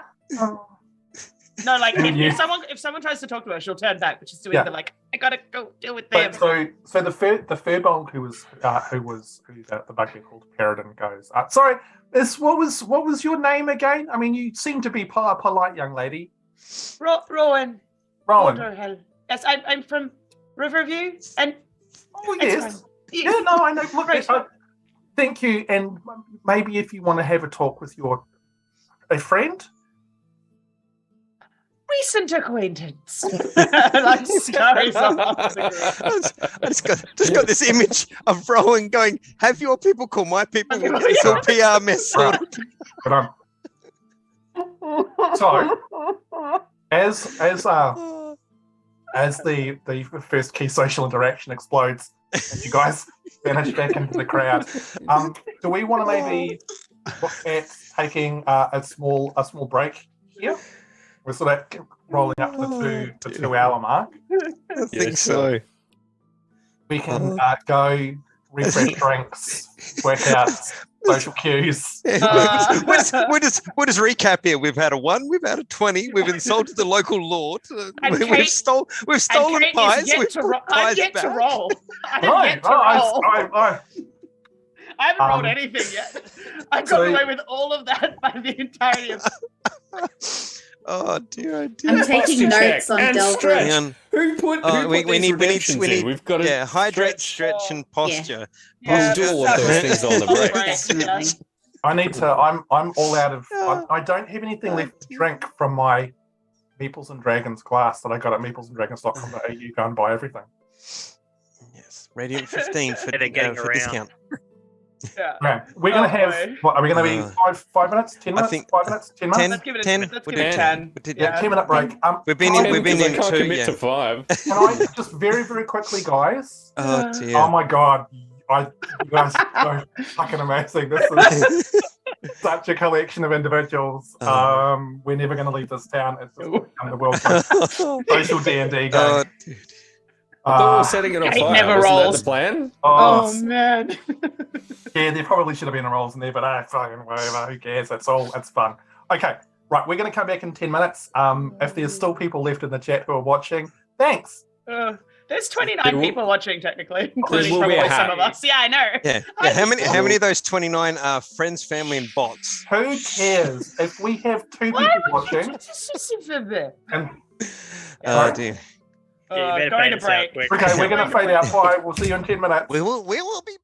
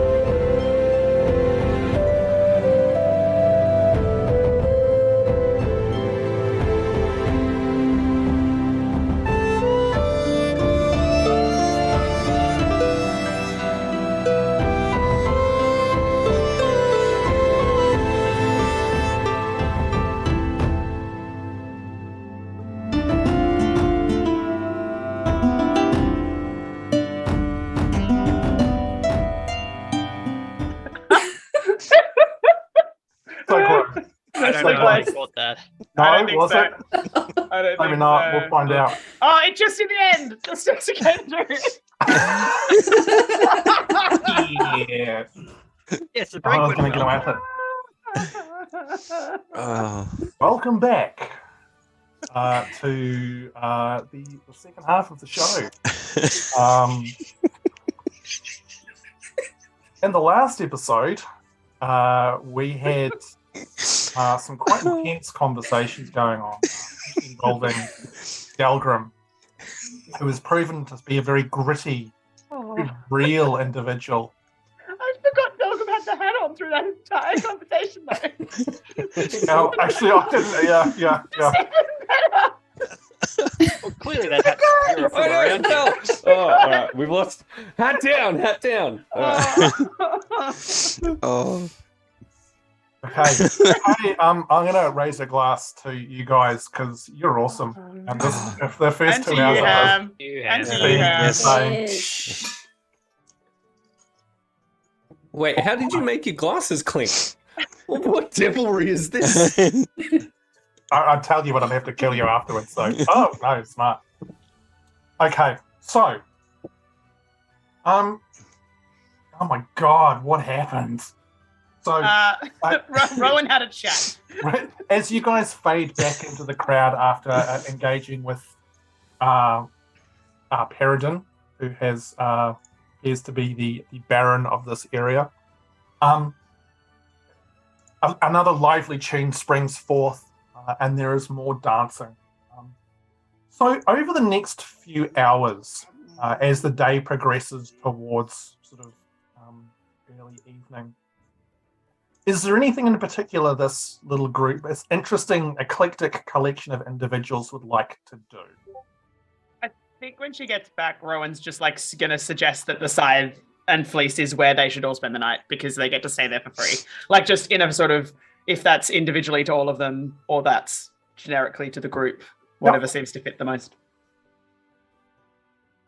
Okay. Tiernan pretty much agrees and just asks, inquires, only looks into his purse a little bit or pouch and says, is it likely I can buy rations there at all? I mean, I can, based on Rowan's, now I've just got to remember where it is. My gosh, this is what happens when you do backstory things. Can I like pull some berries and stuff out of my pocket and just give them to Tiernan based on my background? Hamish? Yeah, probably. Yeah. Just like Sure. bits of berry and stuff. You know, I can find stuff for people for a couple of days. I haven't been using it all for me, so You've probably stashed up a little bit because you never know when picking's going to be slim, so you can and probably snacks are important, as established. Snacks are important, so you can probably give him a couple of days worth of rations. It would be very sparse, but it would be enough to survive on. Yeah, some berries and things that I picked up in my perambulating. Very much things you can get from nature. Yeah, John, just for reference. Fair enough. I appreciate your charity. It's not charity. Let me pay you for them at least, please. No. It's okay. I find it really easy to find things to eat, and I'm small anyway. What I need for one day is like half of what you do. So you're fine. Just take them. I'm sure. I'm the one who guilt tripped you into putting the food back. So you just take that. That's fine. That's just fine. Okay. Greatly appreciated, man. And he stows them into his backpack and so forth. Everyone, as he does so, he brushes his cloak a little bit, and everyone within a short span will actually see that he's got this black leather holster on his right thigh. Usually it's quite concealed by his cloak, and it appears to be that some of the chrome metal pathways you saw underneath his cloak actually extend down to it as well.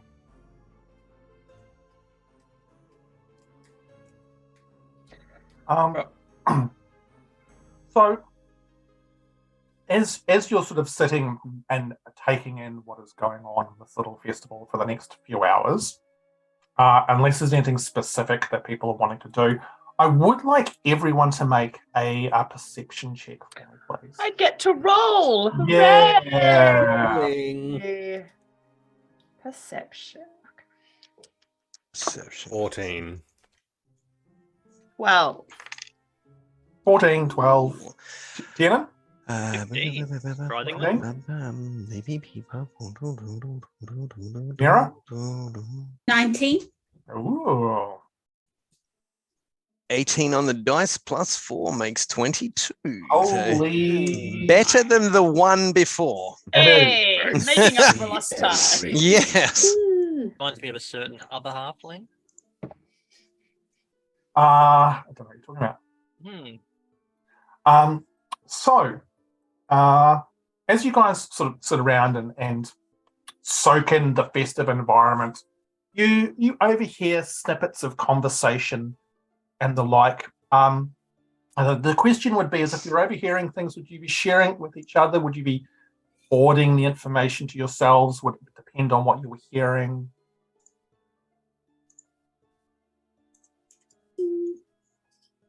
I'd If I- probably ask questions wrong about anything that I would overhear if it was unusual to. I think I would definitely be sharing anything I heard with Grumpfel because he's, well, for me, he was obviously older than me, so I'm kind of like, what about this? What is your experience? Like, I'd be asking his advice about things because we've traveled together as well. I'm more comfortable with him, so yeah. Yeah, Grumpfel just so like for everyone in the party would know what a dwarf is, not maybe a deep, not a dwarf, a gnome, not necessarily a deep gnome, but Grumpfel you can see is a lot older. Like so, adventuring has come late for him. He would be maybe if you're looking at him, sort of mid-70s to early 80s, somewhere around there. Whereas your average first level adventurer in a gnome would be 20s, 30s, sort of around there. So, as you guys sort of soak in the party environment, party sort of vibe, you overhear a few things. You get very much the vibe, both from the attitudes that you've already seen and from passing comments, that Peridin, whose full name is in fact Peridin Nifglade, is not looked at particularly highly in the small village of Greenfield.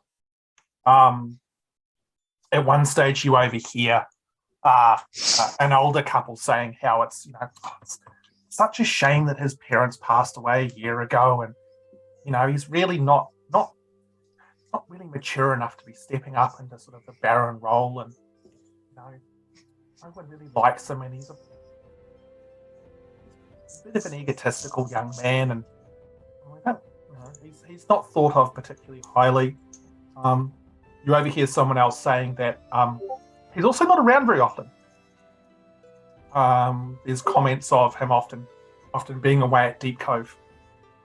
And there's sort of scoffs of you hear a young man at one stage sort of exclaiming how ridiculous it is that that Peridin pounces off to Deep Cove and he tries to play with all of the lords and ladies there as if he's someone important. And you know what the nobility's like here in Ellamar. It's all about backstabbing each other and climbing the social ladder, and he's just trying to play a part that he's just not suitable for. You hear a couple of other people commenting about, or quite a few people in fact commenting about the excitement for the fireworks tonight. That really does seem to be the highlight of the evening. Very excited by that.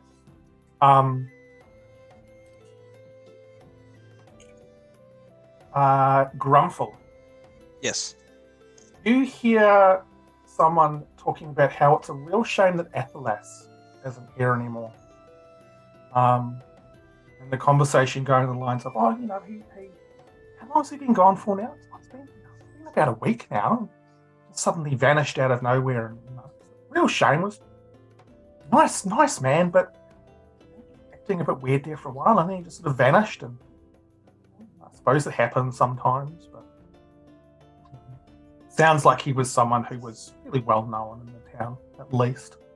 Where is the conversation? Is it people passing? Is it people sitting on the next part of the bench or the next table? Like if it's a big, long running bench, are they like sitting next to us but facing away, but it's within polite distance, or is it another table, or are they passing us by? Yeah, with the roll that you made, it was almost one of those ones where it's 3 or 4 conversations over.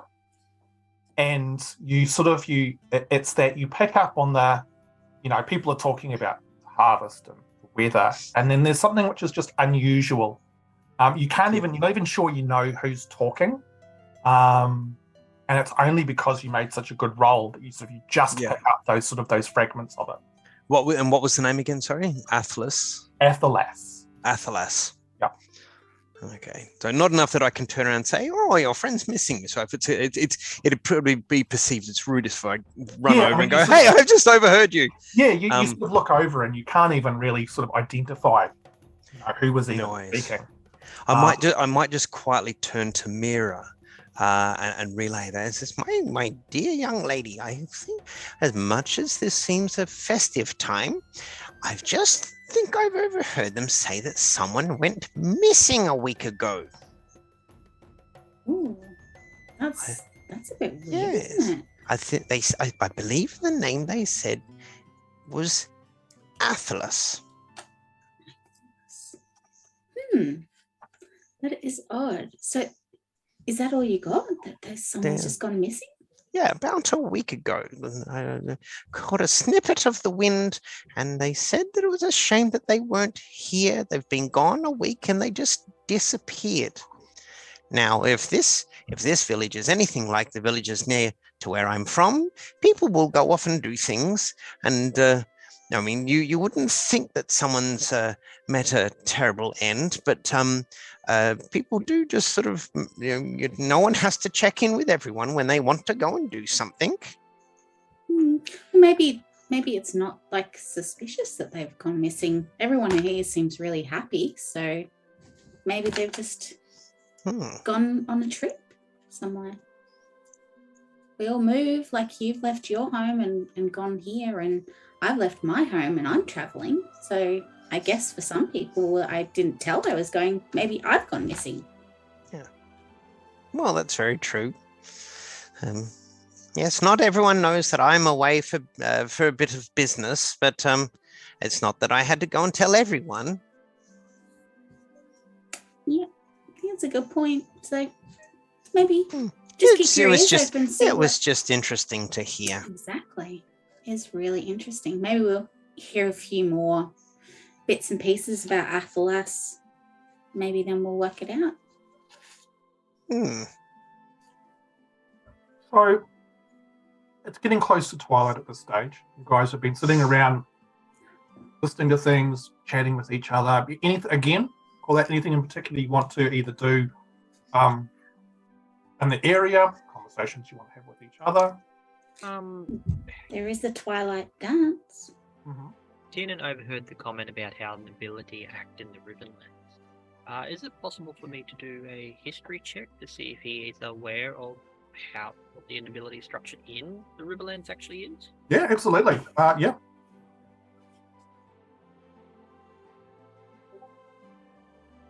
12. 12. So you would know that the basic structure of the Riverlands is that it is divided into 5 distinct duchies. There's Kingsvale, Ellamar, which is where you are now, Redwold, Port Nezapact, and Mortgate. Each of those is ruled independently. There is no single governing body for the entire Riverlands. The Riverlands has been a name given to this area. You're not entirely sure. You have a vague recollection of hearing something about some war a long time ago and some kind of betrayal or something like that. But they are often the shard folk don't worry themselves too much with what was going on there, tend to sort of look more internally than externally with that sort of stuff. In regards to any information you've got about Ellamar, no, you probably don't know a huge amount based on that role. Fair enough.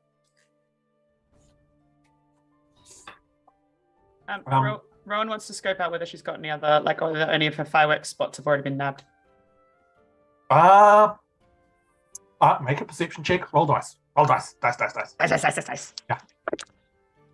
Make a stock value. Which you can buy from Meeples and Dragons using the Radiant 15 code to get yourself a nice little discount, just in case you're wondering. Nice. Does Rowan, with that reaction, does Rowan need new dice? So you rolled a 1. So No. Which technically is a 1 plus 1, but a 1. So you're looking around and you're trying to kind of spot, and there's lots of people with all the furbolgs and the bugbears and stuff like that. It's like, this sucks being short. Yeah. But then kind of you feel something kind of pulling you in a direction, something like almost sort of taking in a and you glance over and you can see, oh, hold on, make another perception check because you rolled a 1 and you're a halfling. 5 plus 1 is 6. So yes, but also no. And it's like, for a minute there, you're like, oh, that looks, and then like a small group of bugbears, something just sort of group there, and you're like, yeah. Look, if you went exploring, you could probably suss it all out. But from where you are, unless you start climbing up on tables, it's going to be tricky. Not going to do that. She's not going to do that. There's just a lot of people around. Hydrate. I don't. I'm going to hydrate before. Yeah, look, fair. She's kind of gonna, like, she's probably done that thing where you're like sitting in your seat trying to work out if you can see things and failing abysmally. So that's fine. This is what it is. Anything else from anyone? Looking around the area, so we've got the festival, we've got tables, we've got the musicians going. Are there any other, maybe has anyone set up like a temporary stall for other knickknacks, giftware, foods, anything that's not in the central area where it's free food? Just like, has anyone taken the opportunity for the festival to put wares out for sale? Yeah, for sure. Like glasses and dice. Yes. There are two suspiciously familiar-looking people attending a stall of glassware and accessories. Yeah, it's weird. I don't even have to shamelessly plug, do I? There's these two people there, Jam and Sora, who are selling the stuff. A couple of halflings. It's quite unusual. I don't know. Is it like, in all honesty, is there other bits and pieces, like other foodstuffs or anything like that? You again, because rolling dice is fun. Make a perception check.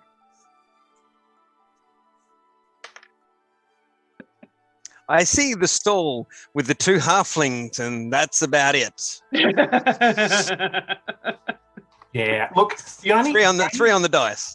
3 on the dice. Yeah, plus 4 makes 17. You have a similar issue to Rowan. It's Sorry. Yeah, no, hold on. Sorry, 3 plus 4 makes what? 7. That's not what you said. What did I say? 17. Oh, okay. Sorry. Okay, so you guys are level 20. Okay, so just sorry, 7. No, that's cool. Yeah, look, you 17. You have a similar issue to Rowan. Getting my merd swaddled. The sheer height difference between a number of people and yourself just makes it hard. I mean, you can see there's an apple picking game, and you can see the table, which is, very much, the best vegetable award, for the area. But you don't see anything else which looks like anyone's selling wares or anything else. That's right. Just looks like literally everything here is just free. Like, there are people walking around, and you're constantly sort of being offered things and all sorts of stuff. So yeah, very, very festive environment. It's sort of, you get the vibe that no one's here to sort of make money or anything like that. Okay, so as twilight falls, you notice an elderly bugbear get up on stage. He's got a little walking, well, not a little walking stick. He's a bugbear, so he's quite big. He's got a walking stick, and beside him you can see a halfling who's half sort of helping him, which is kind of awkward for this diminutive woman. He's not the but walking stick, is he? She's not the walking stick. No. Okay. Is she bigger or smaller than the walking stick? Just two halflings. Yeah, it's interesting. Probably very similar. Where am I? Sorry, just quickly looking something up. So the elderly bugbear, he's got this very thick grey fur, very, very large, sharp-looking fangs, and these very deep-set eyes. He's wearing very simple brown robes. And you can see, even with the walking stick, he's got quite a bad limp. The young halfling that's with him is dressed fairly similar kind of very plain brown robes. She's got this almost sort of hacked brown hair, very short, sort of cut in a fashion which would suggest that it's been more done to functionally rather than for any kind of style. It's like, my hair's got too long, so I'm just going to kind of cut it so it's short and it's out of the way.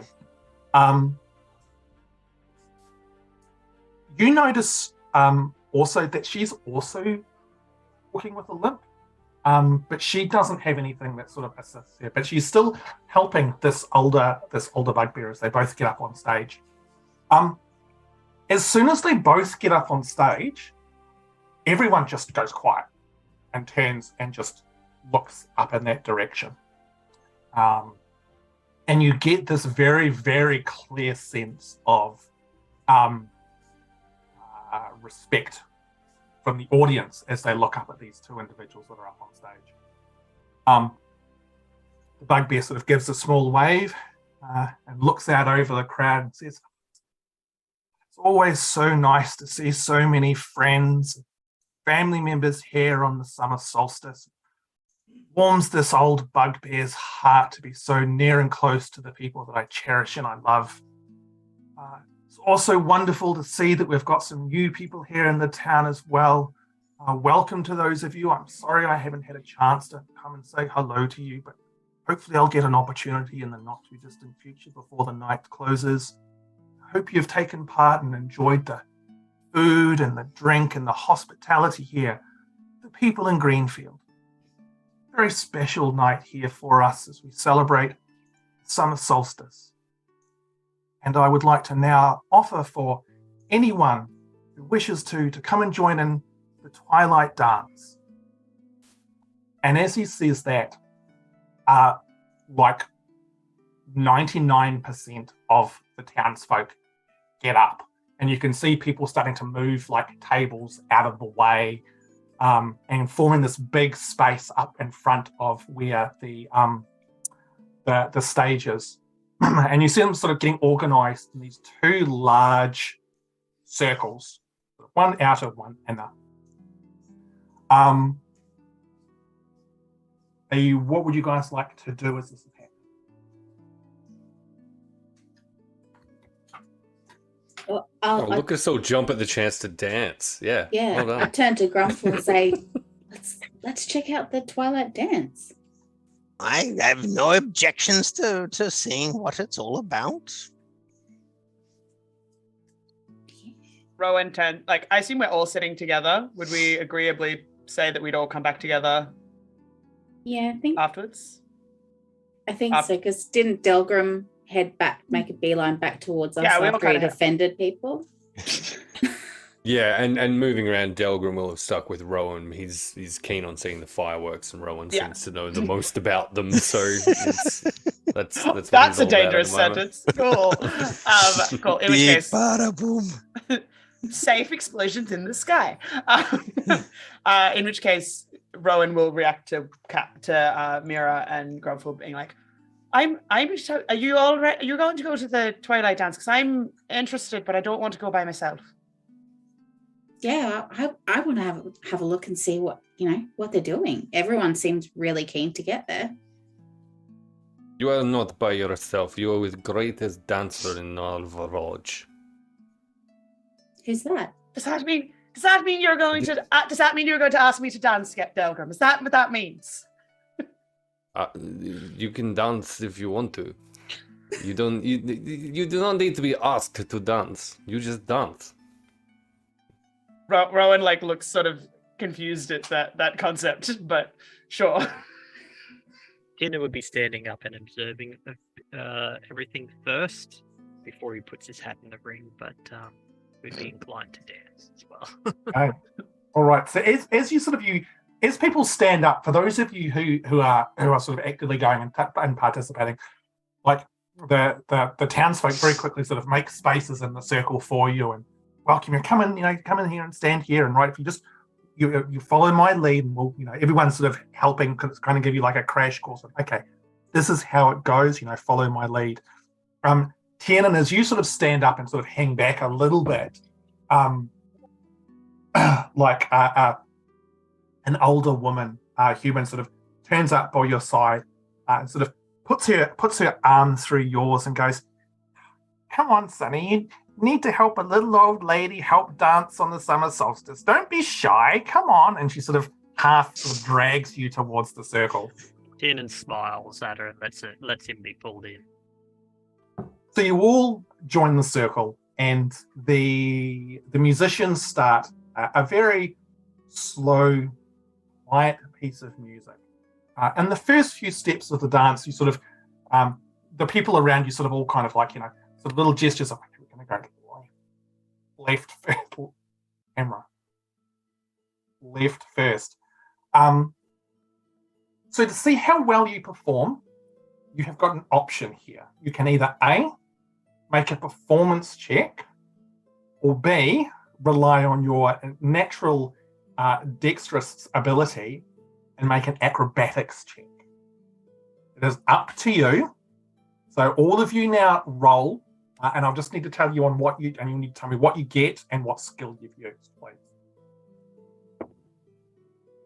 A 19 on performance. Okay, excellent.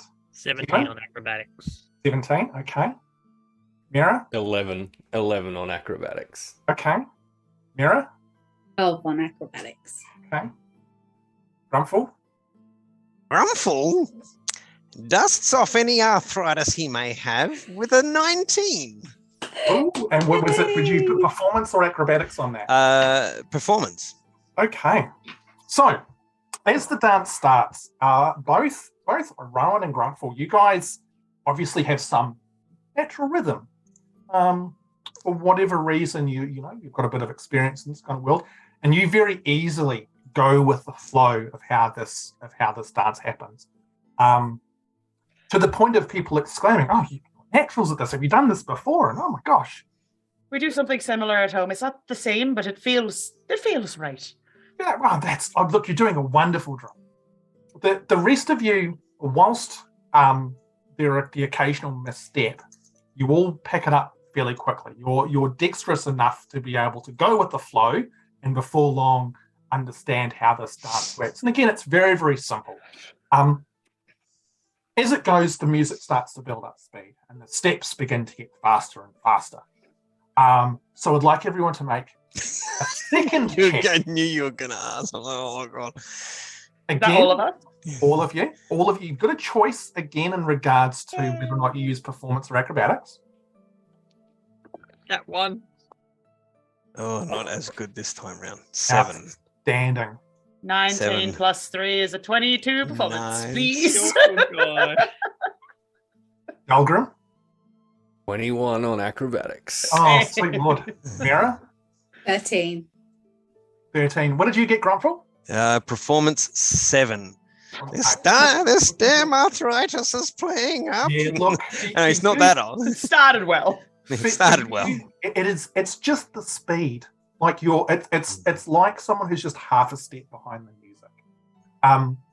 The rest of you look over though, and it's like Rowan was born to dance.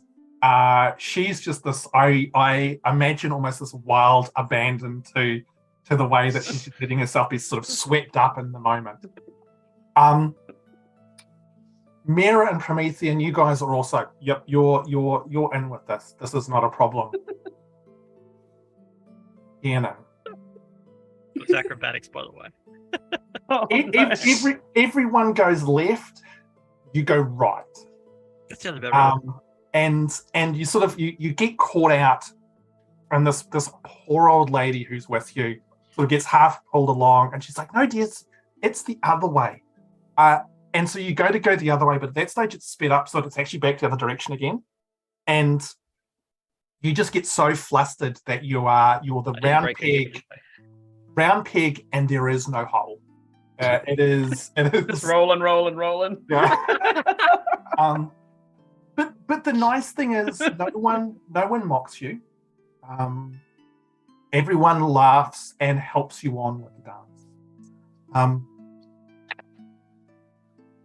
Then up on the stage, the bugbear who's been watching and observing, and the small halfling. The small halfling now calls out, I would like to invite all of the guests to please enter the middle of the circle. I mean, Rowan's having a great time. Rowan's just going to step forward and break out of the circle into the middle of the circle, assuming that that's what she's supposed to do. Yeah.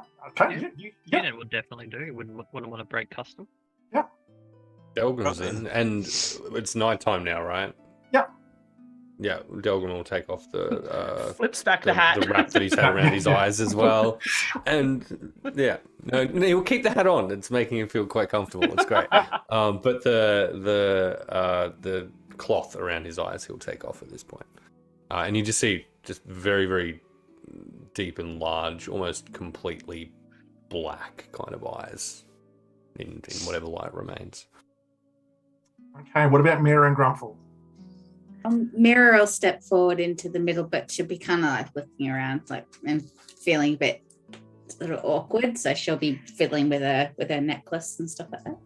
Okay. Delgrim's feeling pretty good at this stage after the last little session of dance, and is going to reach out to Miera at this point and kind of encourage Miera to join and jump in on the fun. Okay. Grumpfel? Grumpfel's a little bit sort of modest, and when they say special guests, he's kind of looking around to find out who the bugbear means. Then seeing everyone step forward, it's like, oh, yeah, he means us. So I dare say at this stage, because Miera stepped forward and Grumpfel hasn't, she looks back at Grumpfel, and if she does, in which case Grumpfel will take a step forward, still feeling a little, still feeling a little modest that the performance sort of has gone downhill. So as you guys all come into the middle, four townsfolk come into the middle as well. And the halfling who is up on the stage jumps off and makes her way into the middle as well. Again, still with the limp. And you very quickly find yourselves all paired up with one of the townsfolk. And each of the townsfolk is kind of like, okay, right, just follow my lead. Now, most of them are humans or halflings. You can see that there has probably been some kind of conscious decision that trying to get some of the more diminutive members of the group to dance with, like a Firbolg, could be. Entertainment, but could be entertainment. Well, you mean having low dance, just to match the single taller member of the group is a difficulty. Yeah, well, as opposed to ironically enough, the halfling who jumps off the stage comes up to Tiernan and offers her hand and says, "Just follow my lead, you'll be fine." Oh, the teacher had to join in. Do you take her hand? Absolutely. Okay. As you take her hand, you feel like a warmth pass through your body. On the next roll, you've got guidance, so you can use a D4. Aww. So they now will lead you in this different dance. So the rest of the village is now essentially doing the same dance around you guys, and there's a different one that you will do. So once again, I need you to all make your appropriate rolls. Tiernan, don't forget that you have guidance now. They pity me. 30-20. 17. 15 on athletics. Performance, sorry.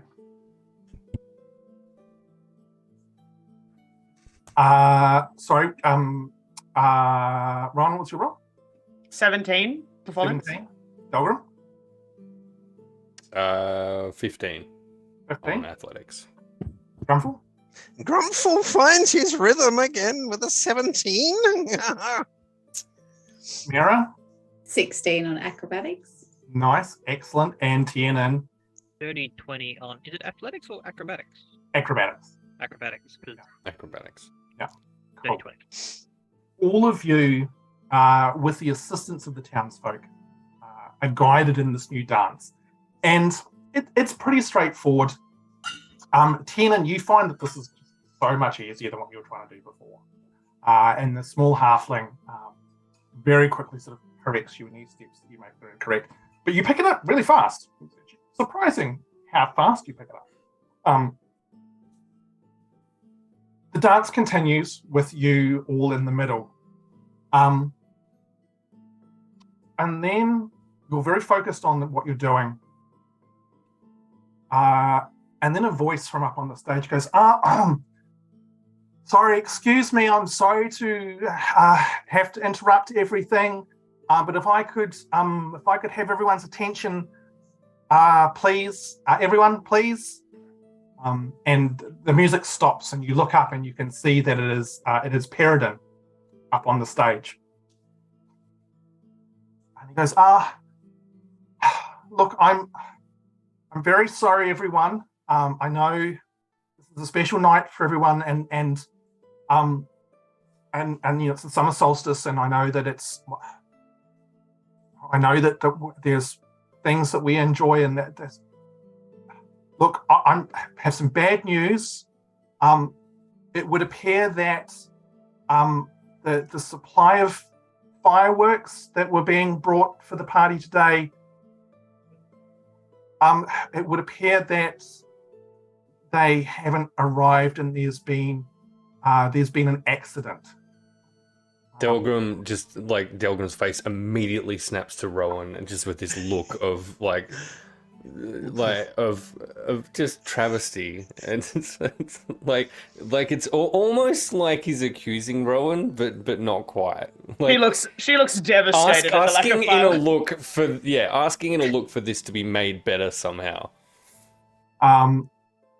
Peridin continues. He says, and there's just this audible sort of groan of throughout the entire crowd. Oh no! What happened? What's going on? And Peridin goes, as some of you know, and as has been commented on in the past, there's been some trouble in the hills to the east, and it would seem I've got a report. And in fact, Tolbin, could you please, Tolbin, come up on the stage? And you watch as a young human walks up. By young, I mean he's probably like early 20s. You can see he's got sort of this mop of red hair, very chubby, ruddy-coloured cheeks, a mass of freckles. But you notice that half of his face is just completely covered in dry, crusted blood. He's wearing scale mail armour, and he seems to be walking quite awkwardly. And Peridin says, it would seem that the very creatures, the beasts in the hills that have been giving us some trouble over the last few months, they raided the wagons, or they killed the people on the wagons, and only brave Tolbin here was the only one who was able to escape, and unfortunately he was unable to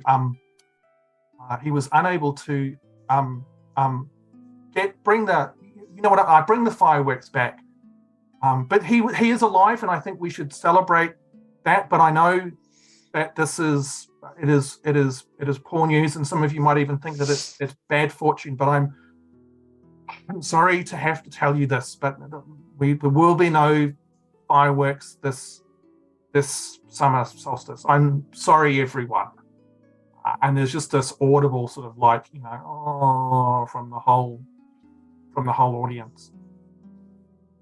Delgrim steps forward from the crowd and will declare as loudly, I will find the firework. I will bring the firework. There will be firework. Tell me, where are the firework? Rowan's head snaps to that in a like, you what now? Like, cool, but what? You didn't know what they were 2 hours ago. Like, what? Okay, cool.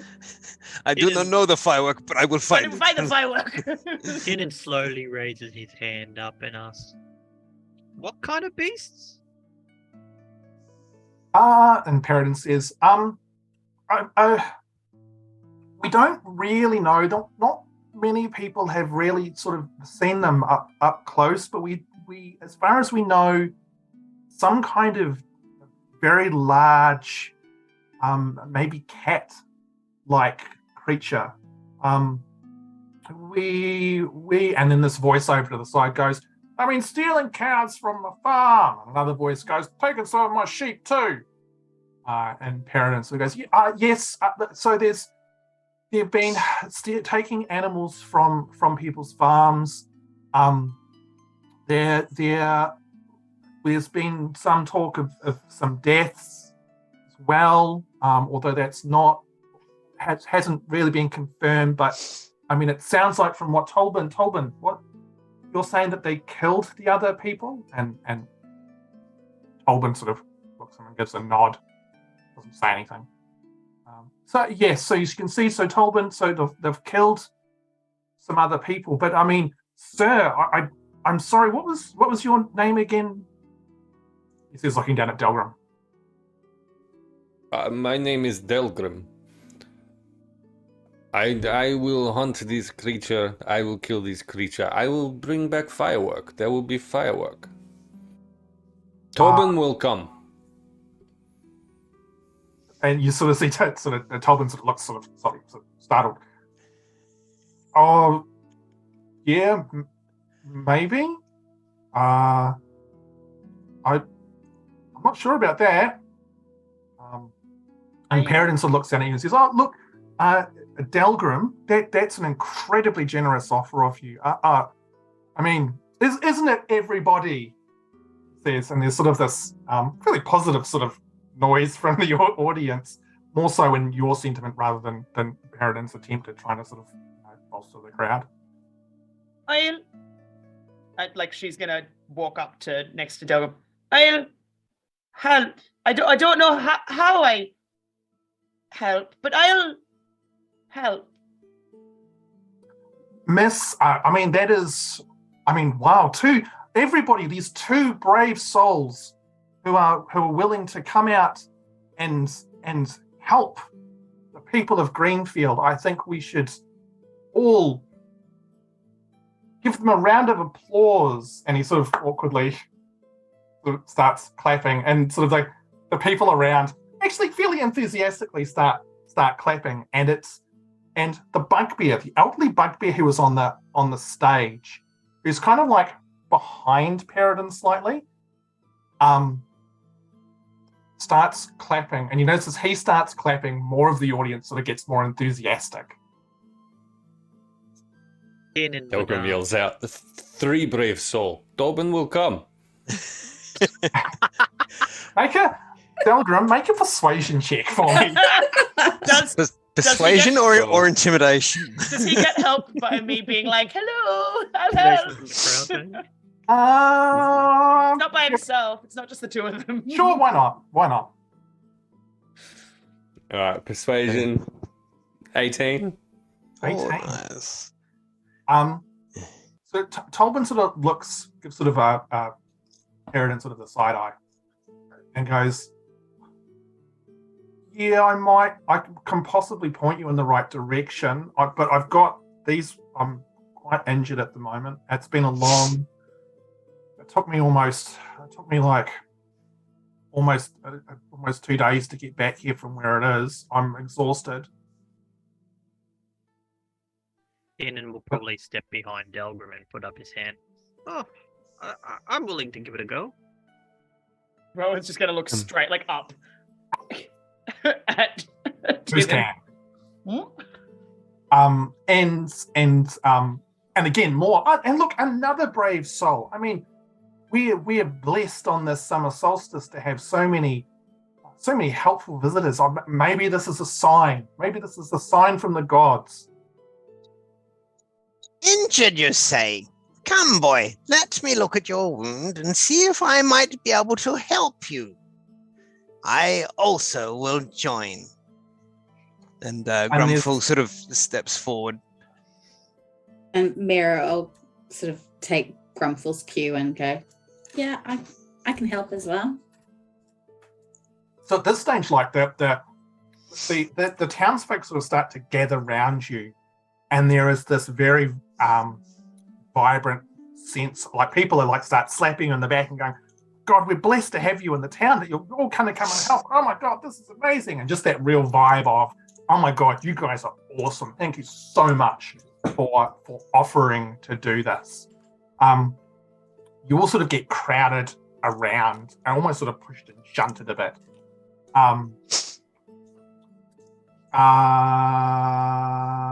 Grumpfel, Yes. make a perception check for me, please. Perception. Yeah, 9. That's not what I wanted. Okay, right, that's cool. Uh-huh. Oh, hang on. Was it passive or passive perception or normal perception? I've got your passive perception already, so it's all right. Okay, cool. So you sort of get crowded around by all of these people and stuff like that. And eventually sort of Perrin goes, all right, everybody, look, this is wonderful. It's probably too late for them to be heading off now, because it's early evening, and it's probably a good 1.5, 2 days to where where Tolwyn was saying this possibly is. So maybe let them get some rest, and we can go from there. Grumpfel, you notice that Tolwyn's gone. Oh, okay. And amongst all of the people kind of coming around and, oh my God, this is great, you lose sight of him for a moment amongst all the furbolgs and bugbears and humans and stuff. And the next time you look, he's gone. He's off the stage. Right. People must really like their fireworks.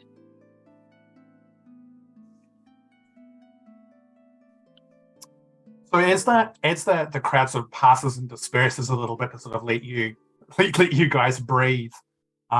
Because most of us are like, yeah. It's probably quite overwhelming when you consider sort of the stature of a number of these people. What would you guys like to do? Well, I guess we're not going. Are we going tonight or going tomorrow? But the people still want fireworks. Tiernan's going to dig into his one of his pouches, pulls out 3 balls, starts scribing on them quickly, pulls out, to all intent purposes, what appears to be some kind of strange device similar to a pistol, which has a bunch of gears on the back of it.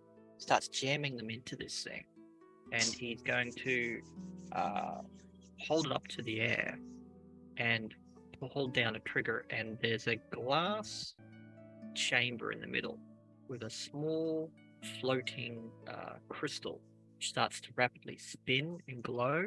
He's going to fire off his weapon, which is going to launch up a firebolt into the air, and he's used magical tinkering on the ball bearings to make a loud bang noise to go off in, so it's 5 seconds of silence and a large bang noise.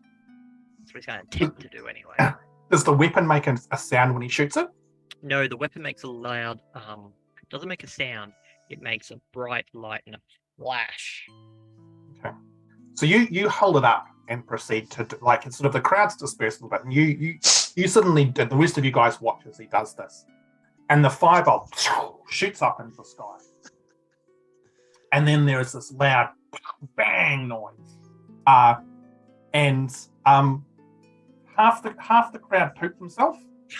Half the crowd are like, oh my God. And like instantly, it's almost like the children of this town know how to teleport. You're suddenly surrounded by about 20 kids who are just like, oh my God, do it again, do it again, do it again, do it again. You take it outside. Even the adults who were something like, there's a few that were sort of rattled by the noise, all sort of look at you and wonder as you're standing there with the gun still sort of raised up in the air. And then we'll just repeat it and maybe change up a little bit to have one of the balls do a brighter flash and maybe even the smell of gun smoke. Oh, gunpowder. Repeat. Repeat.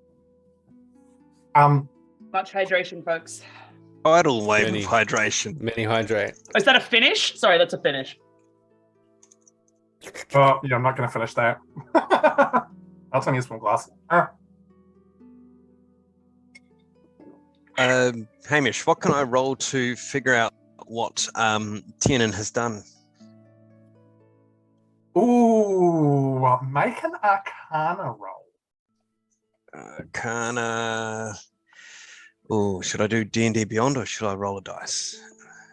D&D Beyond, don't. And no, yep. I think next time it'll be dice roll. So that was 6. It's not working for you at all, is it? Yeah. No. It is not loving you at all. So you watch as Tiernan does this a few times. Yeah. You have zero idea. Do I recognize it as magic or it's nothing I've seen before? I'm just trying to remember back. When we did that history check on the shard folk? That was my natural 20. Okay. You are, because of that role, you're pretty confident that you know that the shard folk are capable of creating these devices which emulate magic.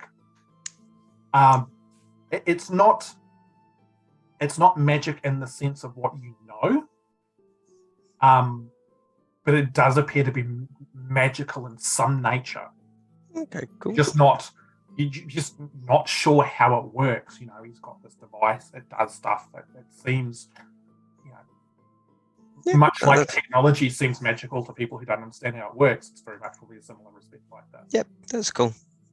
How long are you going to do this for, Tiernan? I'll do about 4 times. Okay. So you very quickly you've got this small little audience. What are the rest of you guys doing while Tiernan's putting on this little light display? Delgrim's freaking out a little bit, and we'll probably grab Rowan's arm as though to steady himself a little bit, and just ask, "Is this firework?" No, but hang on, Miera. Yeah. I was trying to explain fireworks to Delgrim, and I didn't get very far. Can you think of a better explanation than safe explosion in the sky, and explain the difference between that and this? Because I don't know what to say anymore. It doesn't seem to be going in. Maybe about sparkles. You know what a sparkle is, right? I know what sparkle is, but there's so much. Yeah, so think about noise. sparkles, but like big sparkles in the sky. Well, are you not afraid the roof will fall down? The sky they're will too fall far down? up. The sky is a long way up, right? So It's a very long way. they're going to be really high, so safe, completely safe. Just sparkles. This, Everyone I knows. would say, is less safe, though, right? I don't know what Tiernan is doing. If they're It pointing feels the less right safe. way, he's pointing it up. It's fine. It'll be all right. Does Tiernan overhear all this? I mean, Rowan is not quiet, so... Tiernan will turn to Delgrim and proceed to say, and give him like the scientific explanation behind the nature of a firework. The mixing of particular rocks to form gunpowder under a controlled explosion to propel it up into the air. Which makes sense. The Delgrim will pass all of that, and all of a sudden, yeah, it's fine. Okay, cool, awesome. This is So- fascinating. There is a sense of disappointment when Tiernan stops. Lots of kids going, "Oh, do it again," and parents kind of going, "Now, don't hassle the poor man. He was nice enough to do this." You guys notice also that now that Peridin has appeared to have left the stage as well. The elderly bugbear is still up there, watching you guys. And the halfling who helped you out with the dancing Tiernan is also sort of standing nearby, sort of watching you guys. Tiernan's going to drop a ball bearing in 3 ball bearings, one in each of the kids' hands. And as it drops into the hands, it's going to say, almost exactly mimic exactly what the kid said. Do it again, do it again, do it again, do it again, every time they touch it. So 2 of the kids just drop them straight away, and one of them runs away. But the other one like looks at it and wonder, and it's a young furbolg. So he picks it up, holds it up to his mouth and goes, "Do it again, do it again, do it again." Don't need it. No, Don't need it. do it again, do it again, do it again. How do I make it talk again? It'll reactivate every time they touch it. You get, do it again, do it again, do it again. Oh, and you see like this, as the DM just about hyperventilates. You see as the DM, bloody hell. You see as the child suddenly clicks and goes, fart, fart, fart, fart, fart.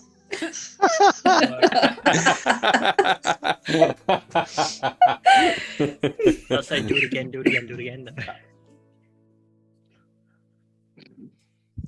Is that all it says? Does it say something else? No. No?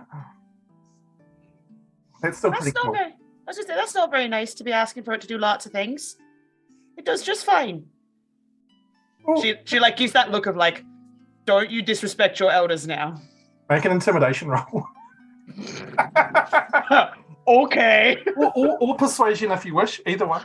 Oh no, I'll take intimidation. It's just more like that is a 15. 15. He's like, he kind of looks at you. And he's probably slightly taller than you, even though he's a child, because he is a furbolg. And he's kind of like, Hmm? I guess so. Mhm. Hands the ball bearing back to Tiernan. Thank you. That was really fun. Tiernan drops another one in his hand and says, "Fart, fart, fart, fart." Yes. And he looks like he just gives Rowan this pointed look, holds the ball bearing up, and then just pounces away with it. At least one of them liked it.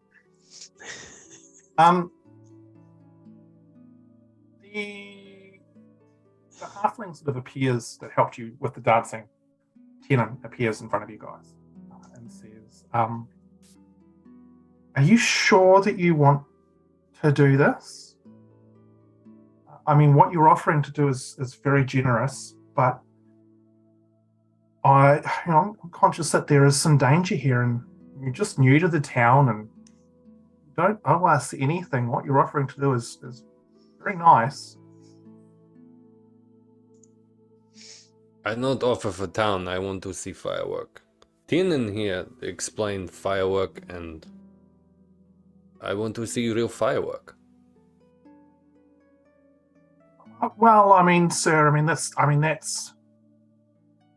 I guess all I'm trying to say is that these creatures appear to be really quite dangerous, and to go and potentially try and get what is essentially just fireworks back, which could put yourselves in danger. I just want to make sure that you actually really want to do this. You don't feel pressured. You don't need to.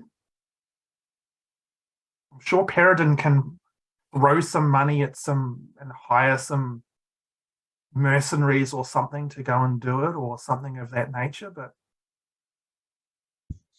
Isn't it I also taking do not sheep? think danger. Sheep, yes, sheep were taken. Tell us of sheep. so I tell you of sheep. Well, sheep, they're sort of these four-legged animals that are covered in this stuff called wool. I understand that you're not from these parts, so quite often the sheep, we share them to take the wool off to make the clothes that we wear. And sometimes the sheep, we also kill them to use them for food. But we make sure that we use all of them for food. And sometimes creature kills sheep. Danger kills sheep. Tell us of sheep that were killed by danger. Oh, you mean the creatures that have killed the sheep, you mean? Yes. Yeah, okay. Well, I mean, I'm not sure what to say. I mean, there's been some reports over the last sort of few months, really, of people's sheep just vanishing from the paddocks, and they've seen these creatures. So, we're sort of 1 + 1 = 2 in this sort of situation.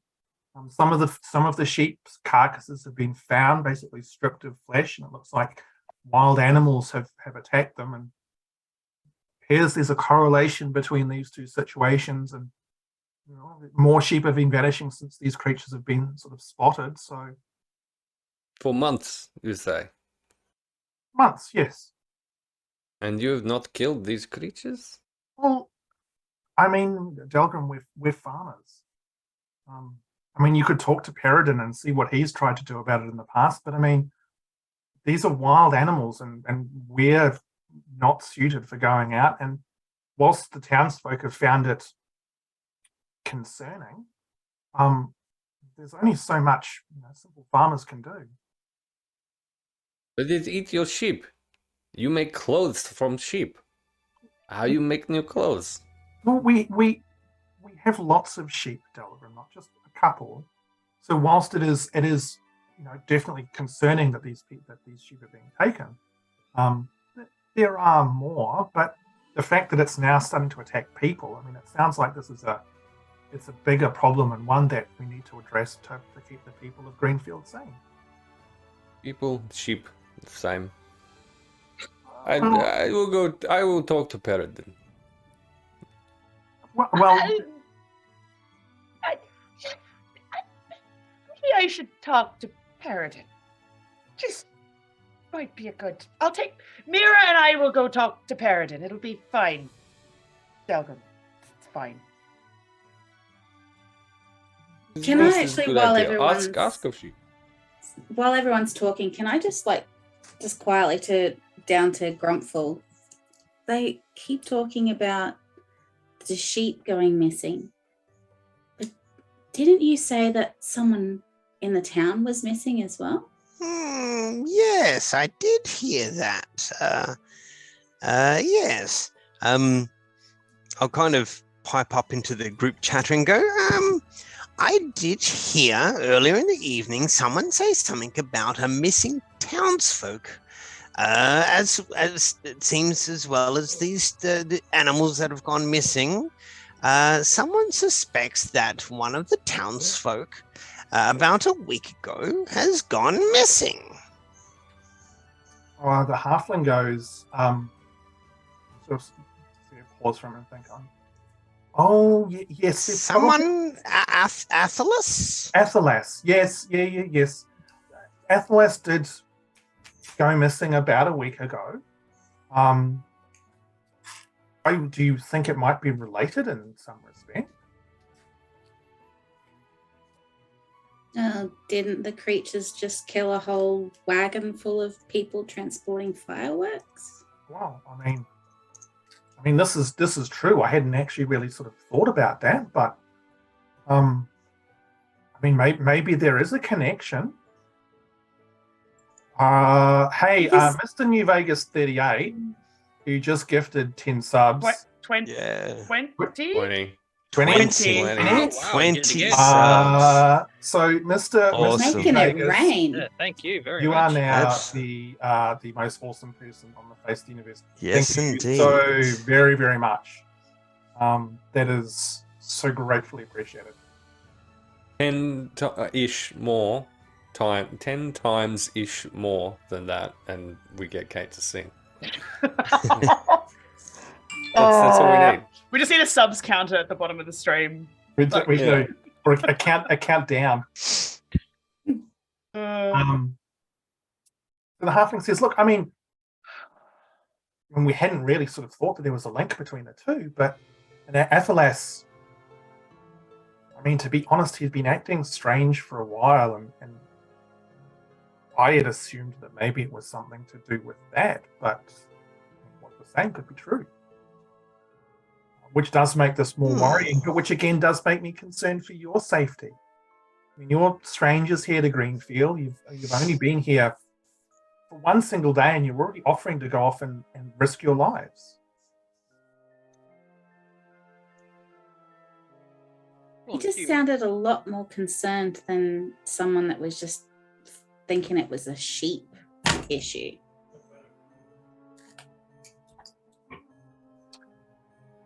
Are you talking about Peridin, you mean? No, you was just before you were saying, "Are you sure you want to go? Are you sure?" And it just sounded like maybe you knew a little bit more, and maybe you were concerned about it just being like not just sheep. I mean, you said you had a lot of sheep. We Just have a couple of sheep. this is true, and I suppose my concern just comes for the safety of people. I mean, it's. I mean, I would love for you to go and try and address this problem, but every life is sacred, and you don't own this township. Anything. I suppose I'm just not used to strangers turning up in our town and then offering to go and do something. Perhaps Peridin will offer a reward. I mean, he very well might. I wouldn't hold my breath about that.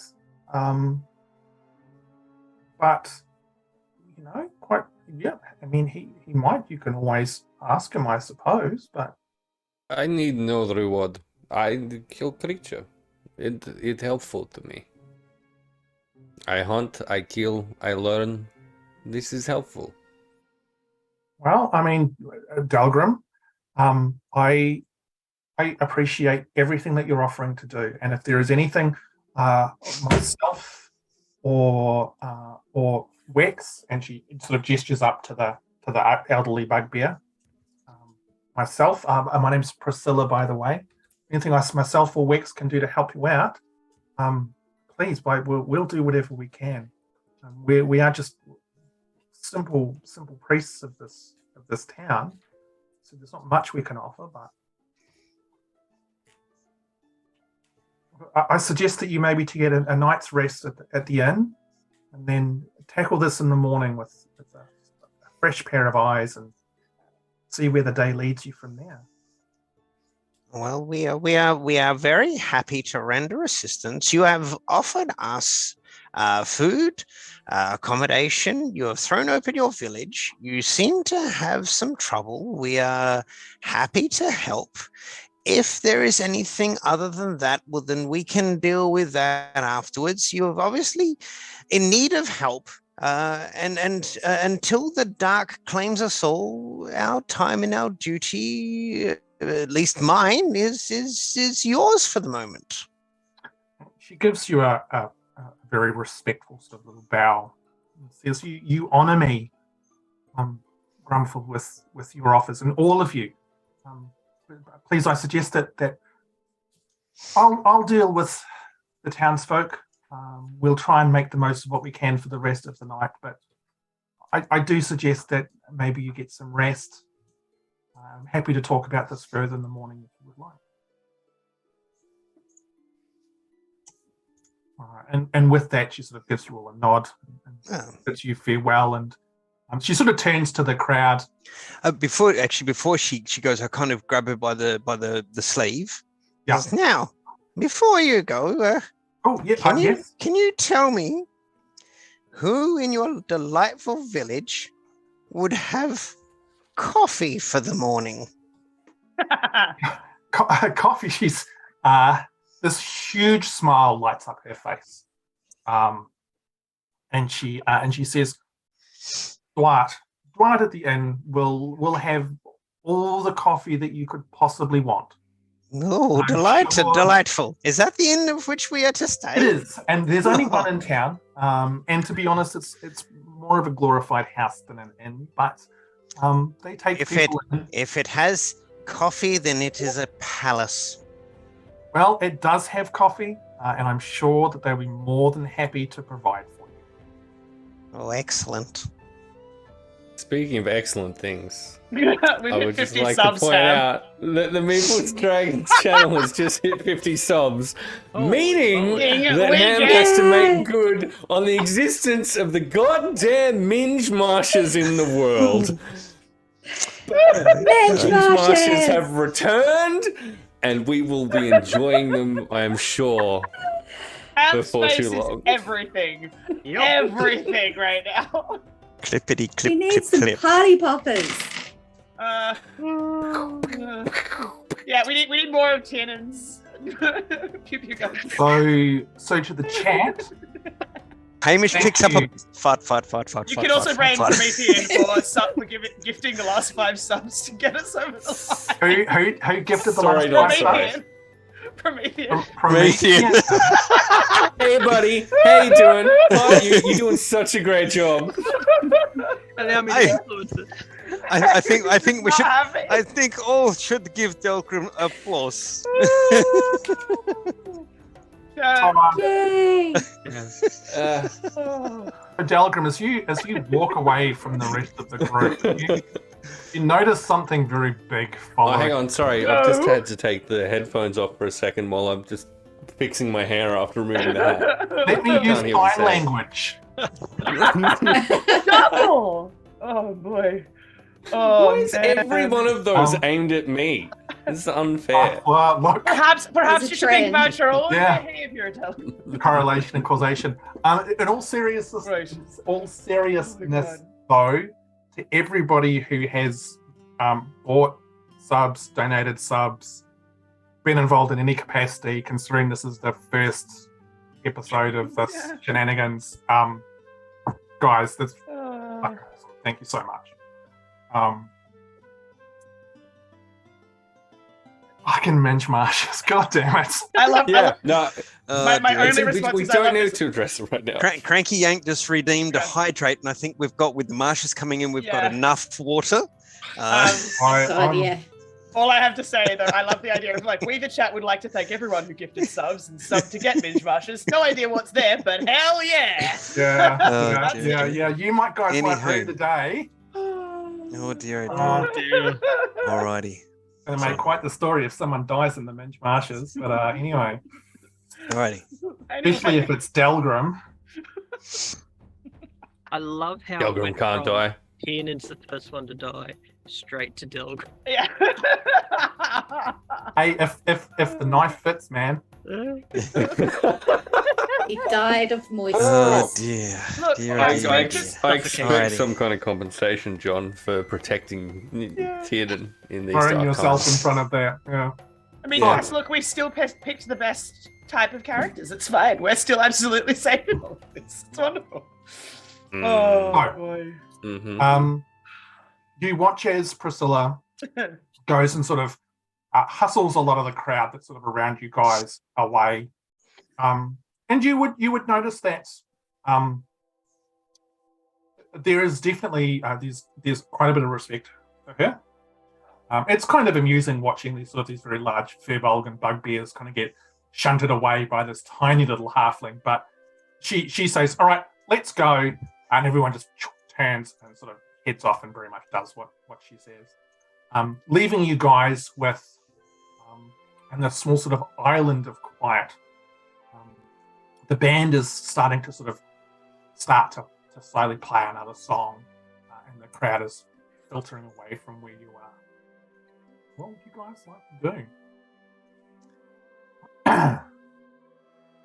Tiernan is rather tired, so he would Yeah. like to probably make a beeline for the tavern and find a bed and possibly see if the innkeeper had any rations he could buy.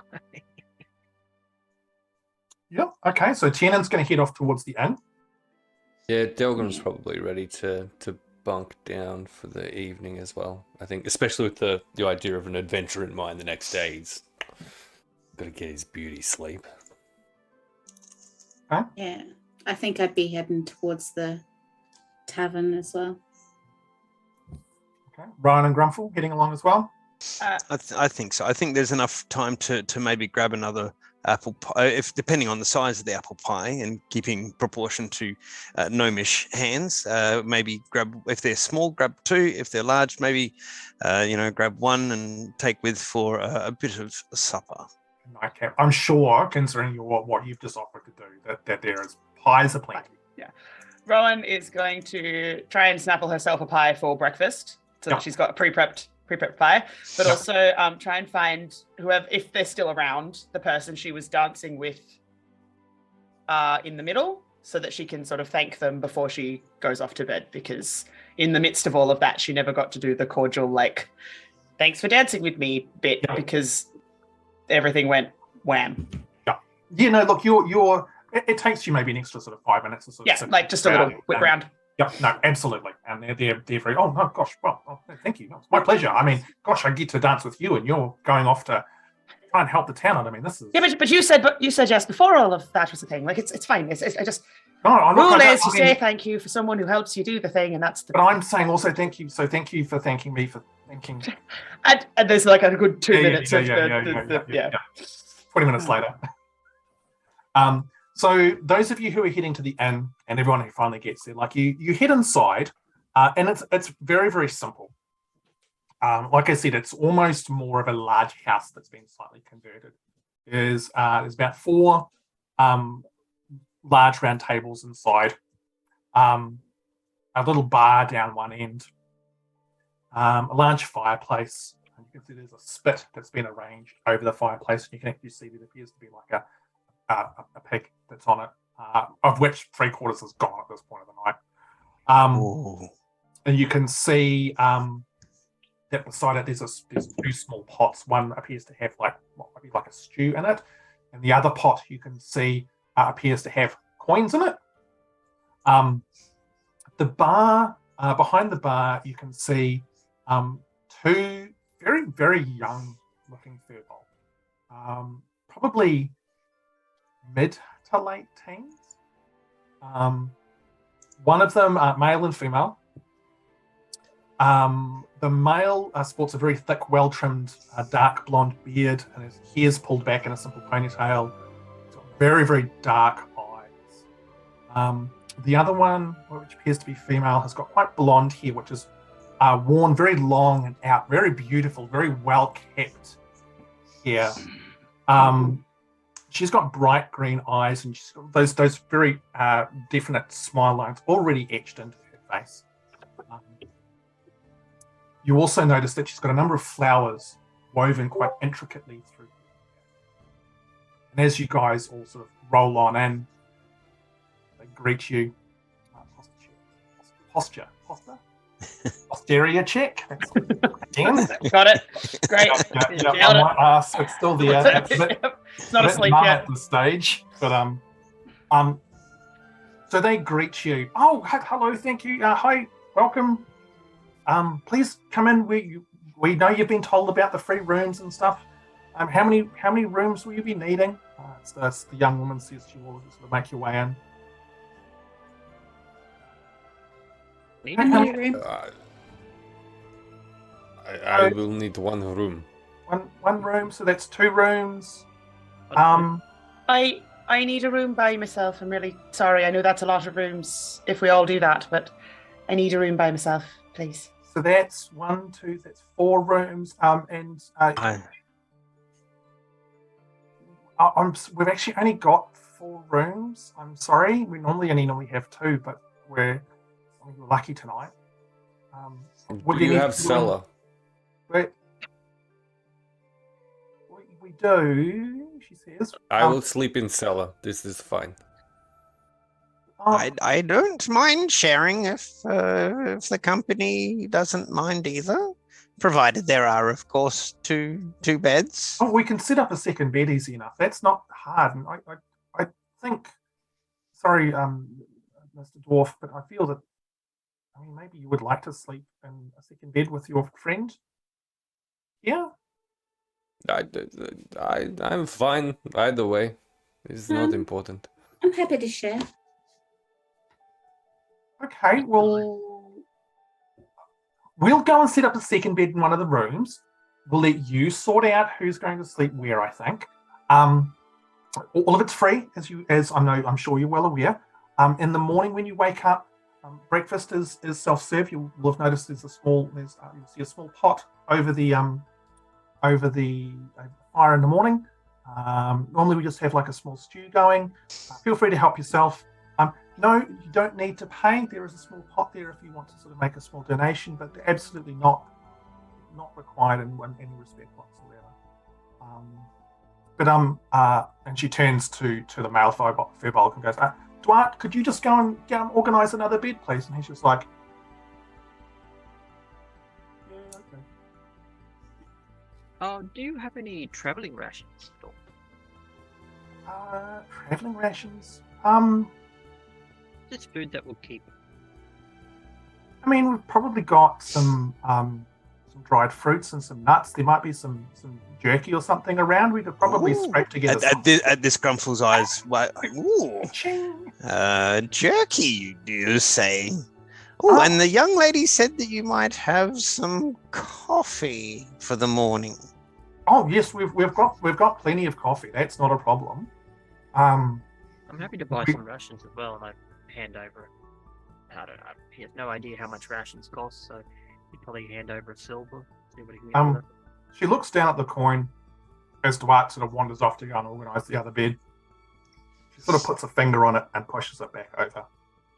And she goes, I know what you've all offered to do, so I'll see what I can scrape together with the rations.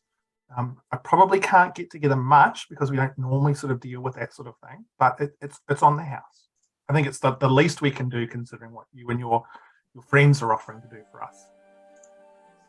I'll have it together for you in the morning. So if you just come back and ask me about it in the morning, I'll have it all packaged up for you nice and neat.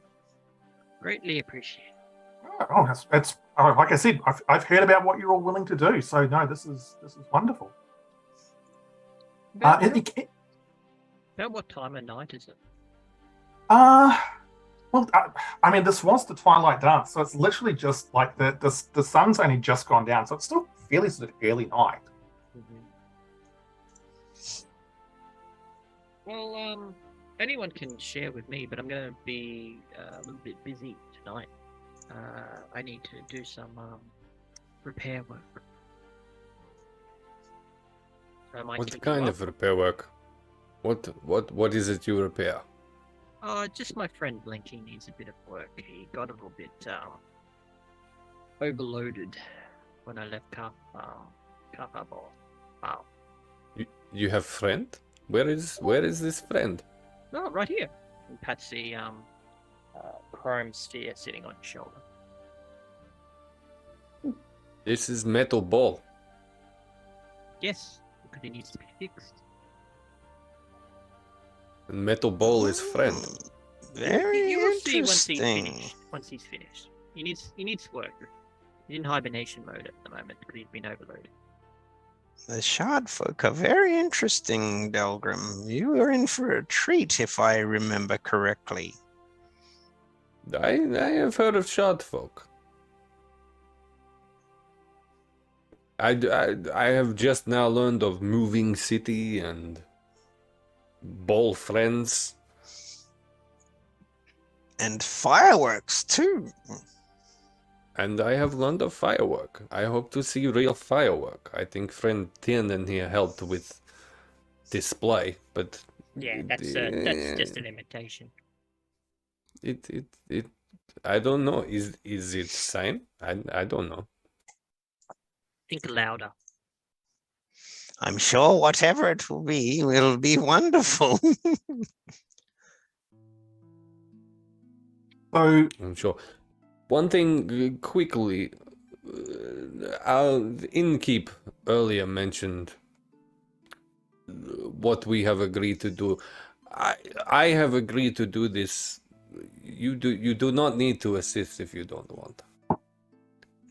But if you would like to join Delgrim in hunting and killing monster and finding firework, Delgrim would appreciate that. I'm going to come along because I am interested to see where this leads. I already said yes. I'm not taking my word back. I already said I'd help. In front of everybody. I'm helping.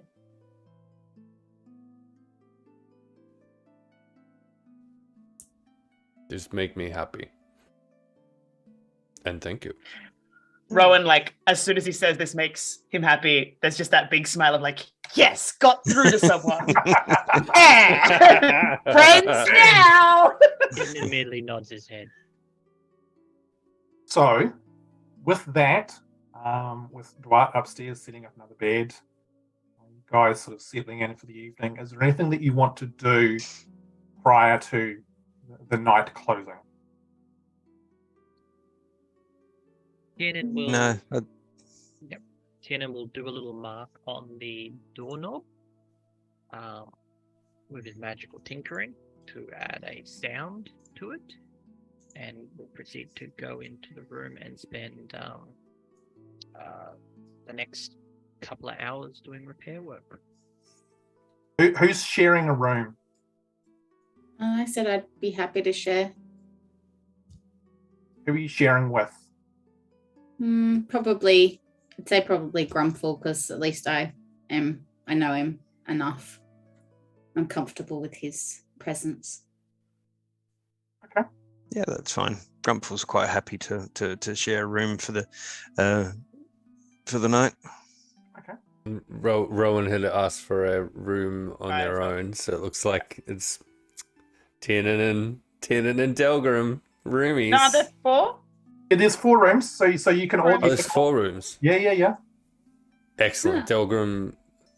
Delgrim will have his own room and will probably be under the bed.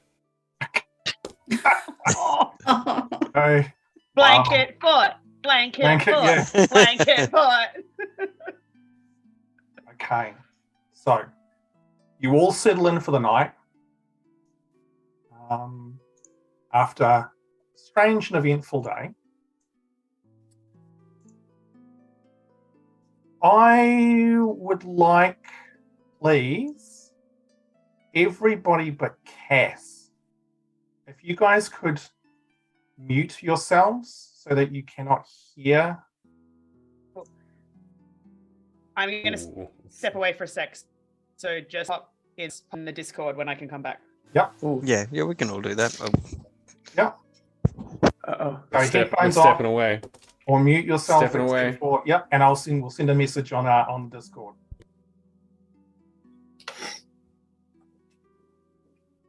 Oh God, what's happened to Heath? That's a terrible. Oh God.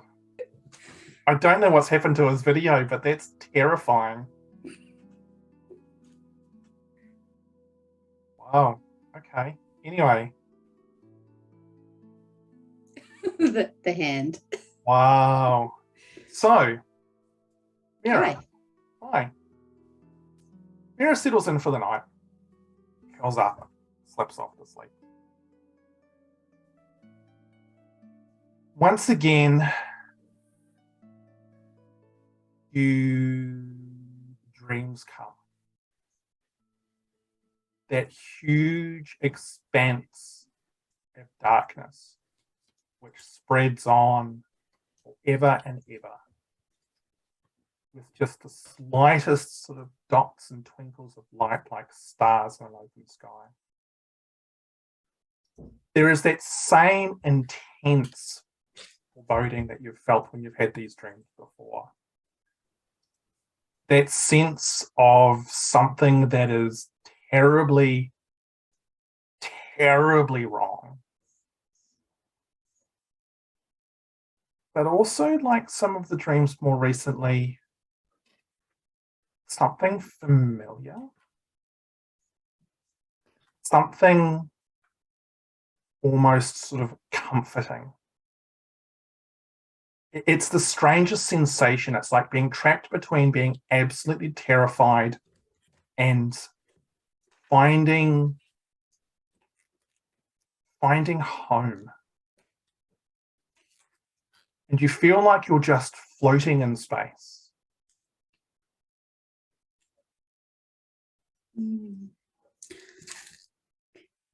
Would I have, I suppose in my dream, would I have anywhere or anything in particular that I would be able to fix my focus on, or is it just completely like darkness? Is it silent? Do I hear anything? So there is, you can't hear anything. The only thing that you can see are stars, but they're few and far between. But you could try and fix your attention on one of those if you wanted to. Yeah, can I guess I'd be trying to sort of force my view or something like that, just to see if there's anything I could make out. Like, you know how when you're in a dark room, and you're trying to focus, you get yourself to focus. Absolutely. I'm going to try and do that. Make a perception check. Dice this. This one.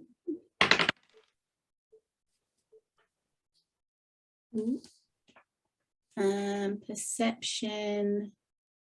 That would be 13. 13. You strain to focus, and for the briefest of moments, you think, you know how when you see like a star-filled sky and like a cloud passes over the stars, and they're obscured for about a moment, and then they're back again. You think you see something like that, but you get a sense of size to it.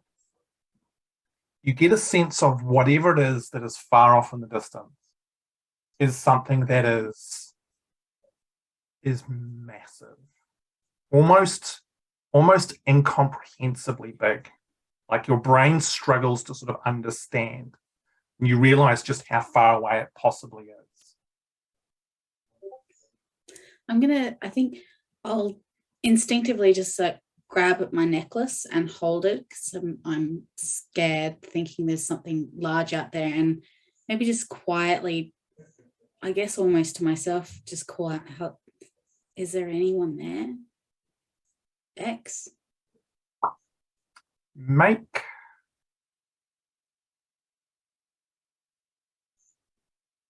an insight check for me.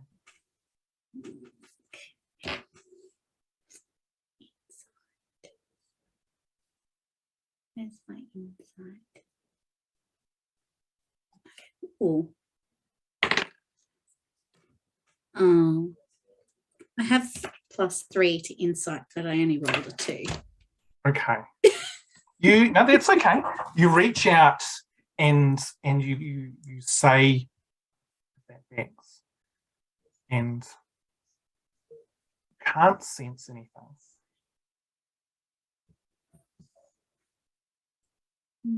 And then that sense of comfort that you had, that changes into one of the most deeply terrifying feelings you have ever had in your entire life. You are more scared than you have ever felt before. And for the briefest of moments, as you look out into that deep, dark void, you get the sense that something incomprehensible is looking back at you. and with that, you suddenly jerk awake. You're absolutely drenched with sweat. And I'll poke the rest of the guys. Now, we are having one or two technical issues with, I think, Kate. I think Kate's machine's decided that it's going to try and restart itself. I'm going to message the other guys to see to come back.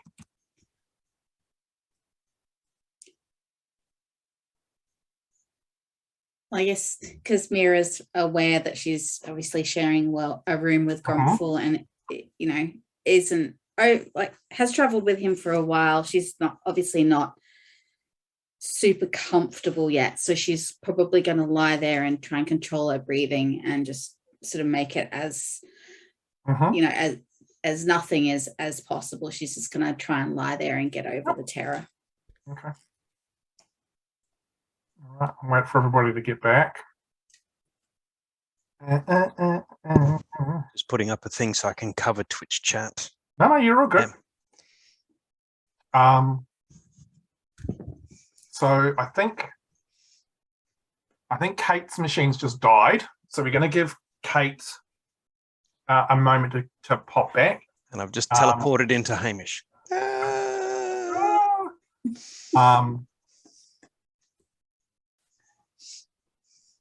think we're probably going to look at winding things up there anyway, considering time and stuff. But we'll wait for Kate to re-emerge from the nothingness that is a crashed machine.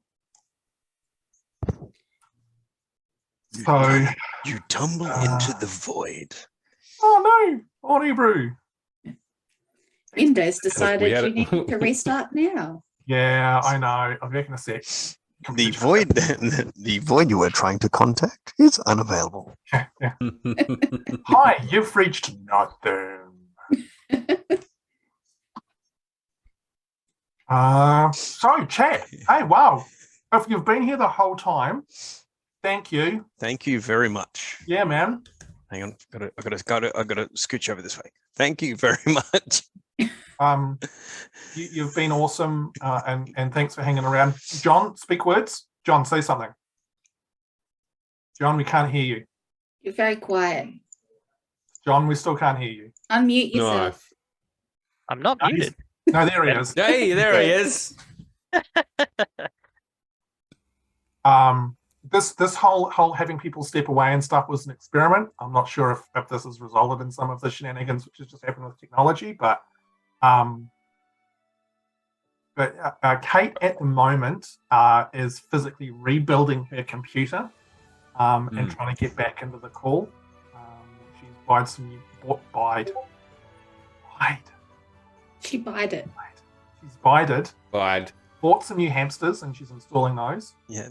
And they're going to oiling the wheels so they can. Yeah. I don't know. Teaching some rocks how to do mathematics. Yeah, that's the one. All the easy stuff. Equals rock. I've had a couple of people PM me go, hey, you're half out of the box. We've got to wait for Kate to come back in so that our wonderful Saz can move us all around again.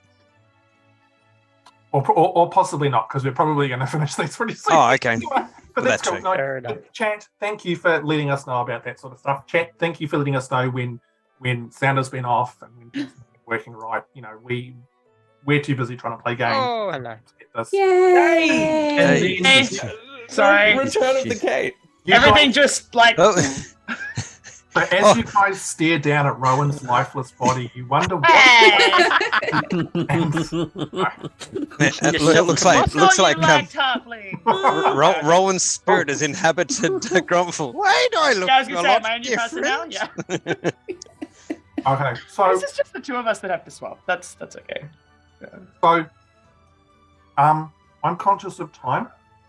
I feel like as you all wake to the next day, primed and ready to step forward and see what it is that lurks outside the town, what these creatures are that have been killing the livestock and have stolen these fireworks.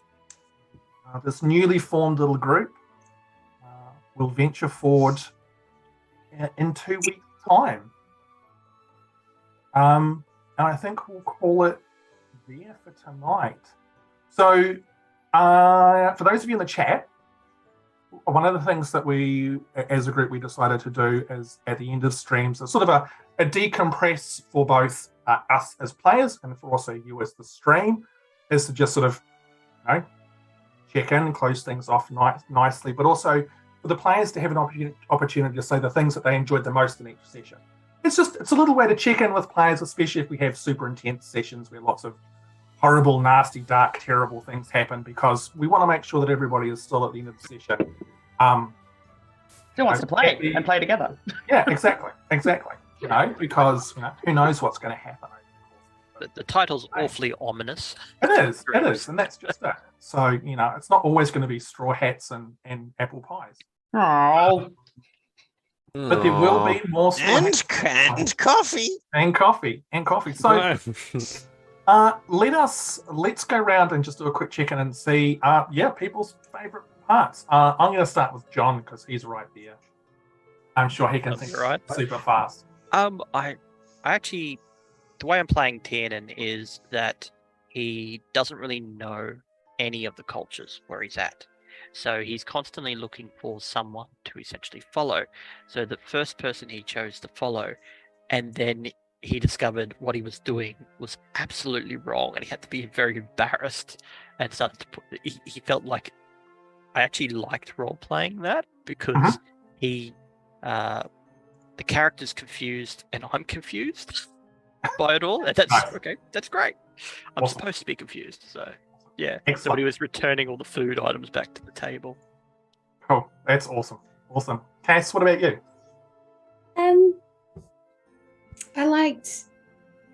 I especially liked Delgrim's face when he was just like staring down people. That was perfect.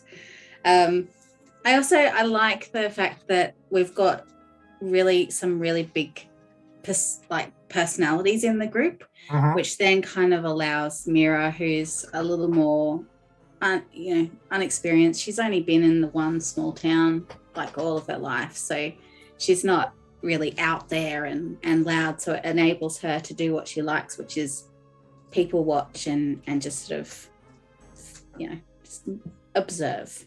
Awesome. Kate, I'm not going to leave you till the end like I have the last few times. That's all right. I made notes about everybody because I thought everybody did great today. Aww. We did. I mean, Back up. I don't know what fireworks are. Is going to be my favorite That thing. sounded like something else. Yeah, it did. I don't know what fireworks are. It was great, but then to be followed up with pew pew gun fireworks was just like yes. And like Cass's description of fireworks as sparkles but bigger in the sky. I'm like, actually a much better one than safe explosions in the sky. Both worked. Both great. All good. And then I'm following up on that idea with sheep and an explanation of what sheep are. I just sat there being like, this joke built and built and built and built and built. And I loved it. And it was great. And my favorite chat moment was the fact that chat hit us to 50 subs. So we're just going to live in that happy world. Yeah. That's awesome. crazy. Technically 51, I think, because Mr. New Vegas chucked us an extra one at the end. 52. 52. Oh, as well. Wow. Yeah, so that's cool. Damn Minge Marsh. Hey, you said 50. I know. God, what was... Why did you set it so low? I know. I don't Set know. yourself up. There's a reason I said 250 for me singing on stream. Yeah, look, rookie mistake. I'll wear it. I'll take it. I'll just know for next time. Heath, Heath, what about you? Oh, there was some very cool moments in there. There was the sheep explanation that was pretty funny. It was a very Liam Neeson movie situation there. If you don't know who Liam Neeson is, look him up. I think Delgrim with the firework that was cool. He didn't know what it was, but he was going to go find it because it was almost like honor demands that I find the fire of work. That was pretty cool. I enjoyed that. Awesome, nice, awesome. And Promethean, lucky last.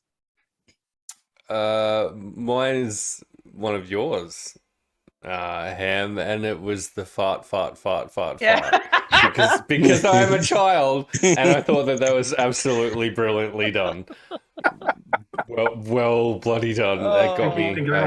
I lost it for a bit. There's more than those, and I look forward to going back through some stuff and pulling out some delightful little moments and presenting them to you all, just to remember how awesome you all actually are. Yes. And also a big fan of hitting 50 subscribers as well, so that the Minge Marshes can be a thing. Oh my god. I'm not even sorry about it. I'm not even sorry. You said the words. It's entirely on you. What did you expect? No, I know. It literally looked like you freeze frame, Hamish. Yeah, you were like, yeah. Well, you know. It's like it looked like you've gone through your mind. I'm so angry. And what has happened? What am I doing? The look on your face was just amazing. That was incredible. For the benefit of the folk in chat who, and I know we had some folk explaining the Minge Marshes, but essentially during the world building streams in the lead up to tonight, there was a very unfortunately shaped forest that existed for a time in the world and then no longer existed, and and those of us who have been invested refuse to let it go, and the Minge Marshes is a bit of an offshoot essentially of that. Yes, tell me more of these marshes. Mommy, tell me about the Minge Marshes.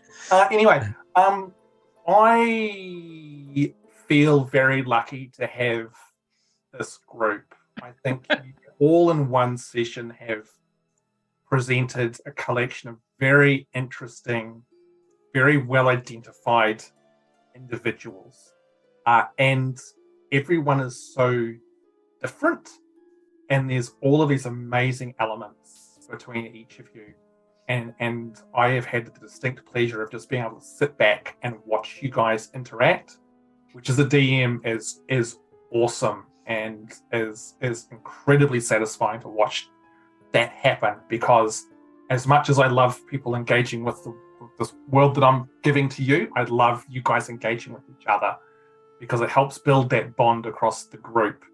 And it's a credit to all of you guys to jump in and take the little hooks that I've placed around and go, yep, sweet, we'll run with that. So thank you for making some awesome characters who I can't wait to see Rowan develop. And thank you for so willingly involving yourself in this world that I'm throwing at you. I just asked the chat what their favorite moments were, by the way. And we've had the Mod Brew spam hydrate, the fart, It's a lot of hydration. Promethean dancing, the personality spectrums among the characters, and like Minge Marshes and stuff. Yeah, so that's the kind of stuff that's coming. I've been told off for not singing. Guys, I said it in the world building. 250 subs. She said 550 subs. I said 250 subs and 350 as a duet with Promethean. That's the deal now. That's there may the deal. be an upcoming other stream that I will have more information about at the next session of this, where I might be singing on stream for something else. For this, 250 subs. Did the chat get to pick your song? No, I need to make it a character-specific song, because otherwise it's not going to be. No, so I'm not seeing Baby Shark on stream, basically. Like, that's not a thing. I don't even want it off stream. Oh no, Mr. New Vegas is 250 subs. That's too easy. It wasn't supposed to be a high bar. I didn't realize as someone who jumped in and immediately gifted 20 subs, that does not bode well for you, Kate, if you don't want to be singing. Like, sorry, you've told the musical theatre kid that they might have to sing on stream. Oh no, how sad for me. It's the worst. How terrible. I don't have a guitar within arm's reach. What do you mean? It's not behind me. It's fine, chat. Like, it's fine. Mod Bro saying, hold my beer. Yeah. All right, guys.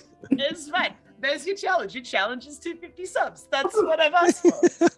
So one more thing I want to shout out is Sarah lurking in the background, our wonderful producer. Whose stream we broke within the first half an hour. Yeah, which we kind of busted and Whoops. as I said at the beginning, Sarah's busted her ass getting a whole bunch of stuff set up. She is currently just doing awesome stuff, and it's greatly appreciated that she's doing this because there's absolutely no way in hell I could DM and do this shit at the same time. So Sarah, you're great. You're wonderful. No. There's no need to cry. We appreciate you, but hold back on the tears. It's fine. She's now thanking the Academy. If anyone wants to shout the royal out in person, I know that she'll be at PAX, so you can shout out in person at PAX when you get there. Can and buy a bunch of Meeples and Dragons stuff at the same time. Oh my god! You might even run into a few of us at PAX. Oh my god! Oh what? There might be people. What? The story of some. It is. Meeplesanddragons.com.au. Nice. Sarah, do we have another stream that we can go a raiding to? Does chat have any suggestions for who we could go a raiding to? Because we all seem to be we've got no one who's live right now who makes sense for us to go raid. I literally don't. Some raidable people, anybody? Especially, I know a couple of people came in late because they are in other time zones who might have some raidable people for us. Raidable people. I'm just looking at the stream and there's nobody yet. No. Yeah, no one that's playing D&D that I can see in my list. Anybody find me? Why are you giving away the tunes? Why are you giving away the songs on stream? That's all I'm saying. Just giving them to the people, are we? I promised a duet at 350. I didn't say I wouldn't break into fucking solo singing on my own anytime I like. D20 Promethean has just said you could string your chair again. Yeah, look, it's been done several times. I'm actually on a pretty good run. It's been maybe Rowan from almost BLDL 4 months since I've run a stream overnight with absolutely nothing happening on it. So I'm doing pretty good. So there seems to be a few nods towards Rowan. From VLDL, yeah. We can go raid them. We're just oh look, what from one Rowan to another. Very apt. Yeah, let's do that.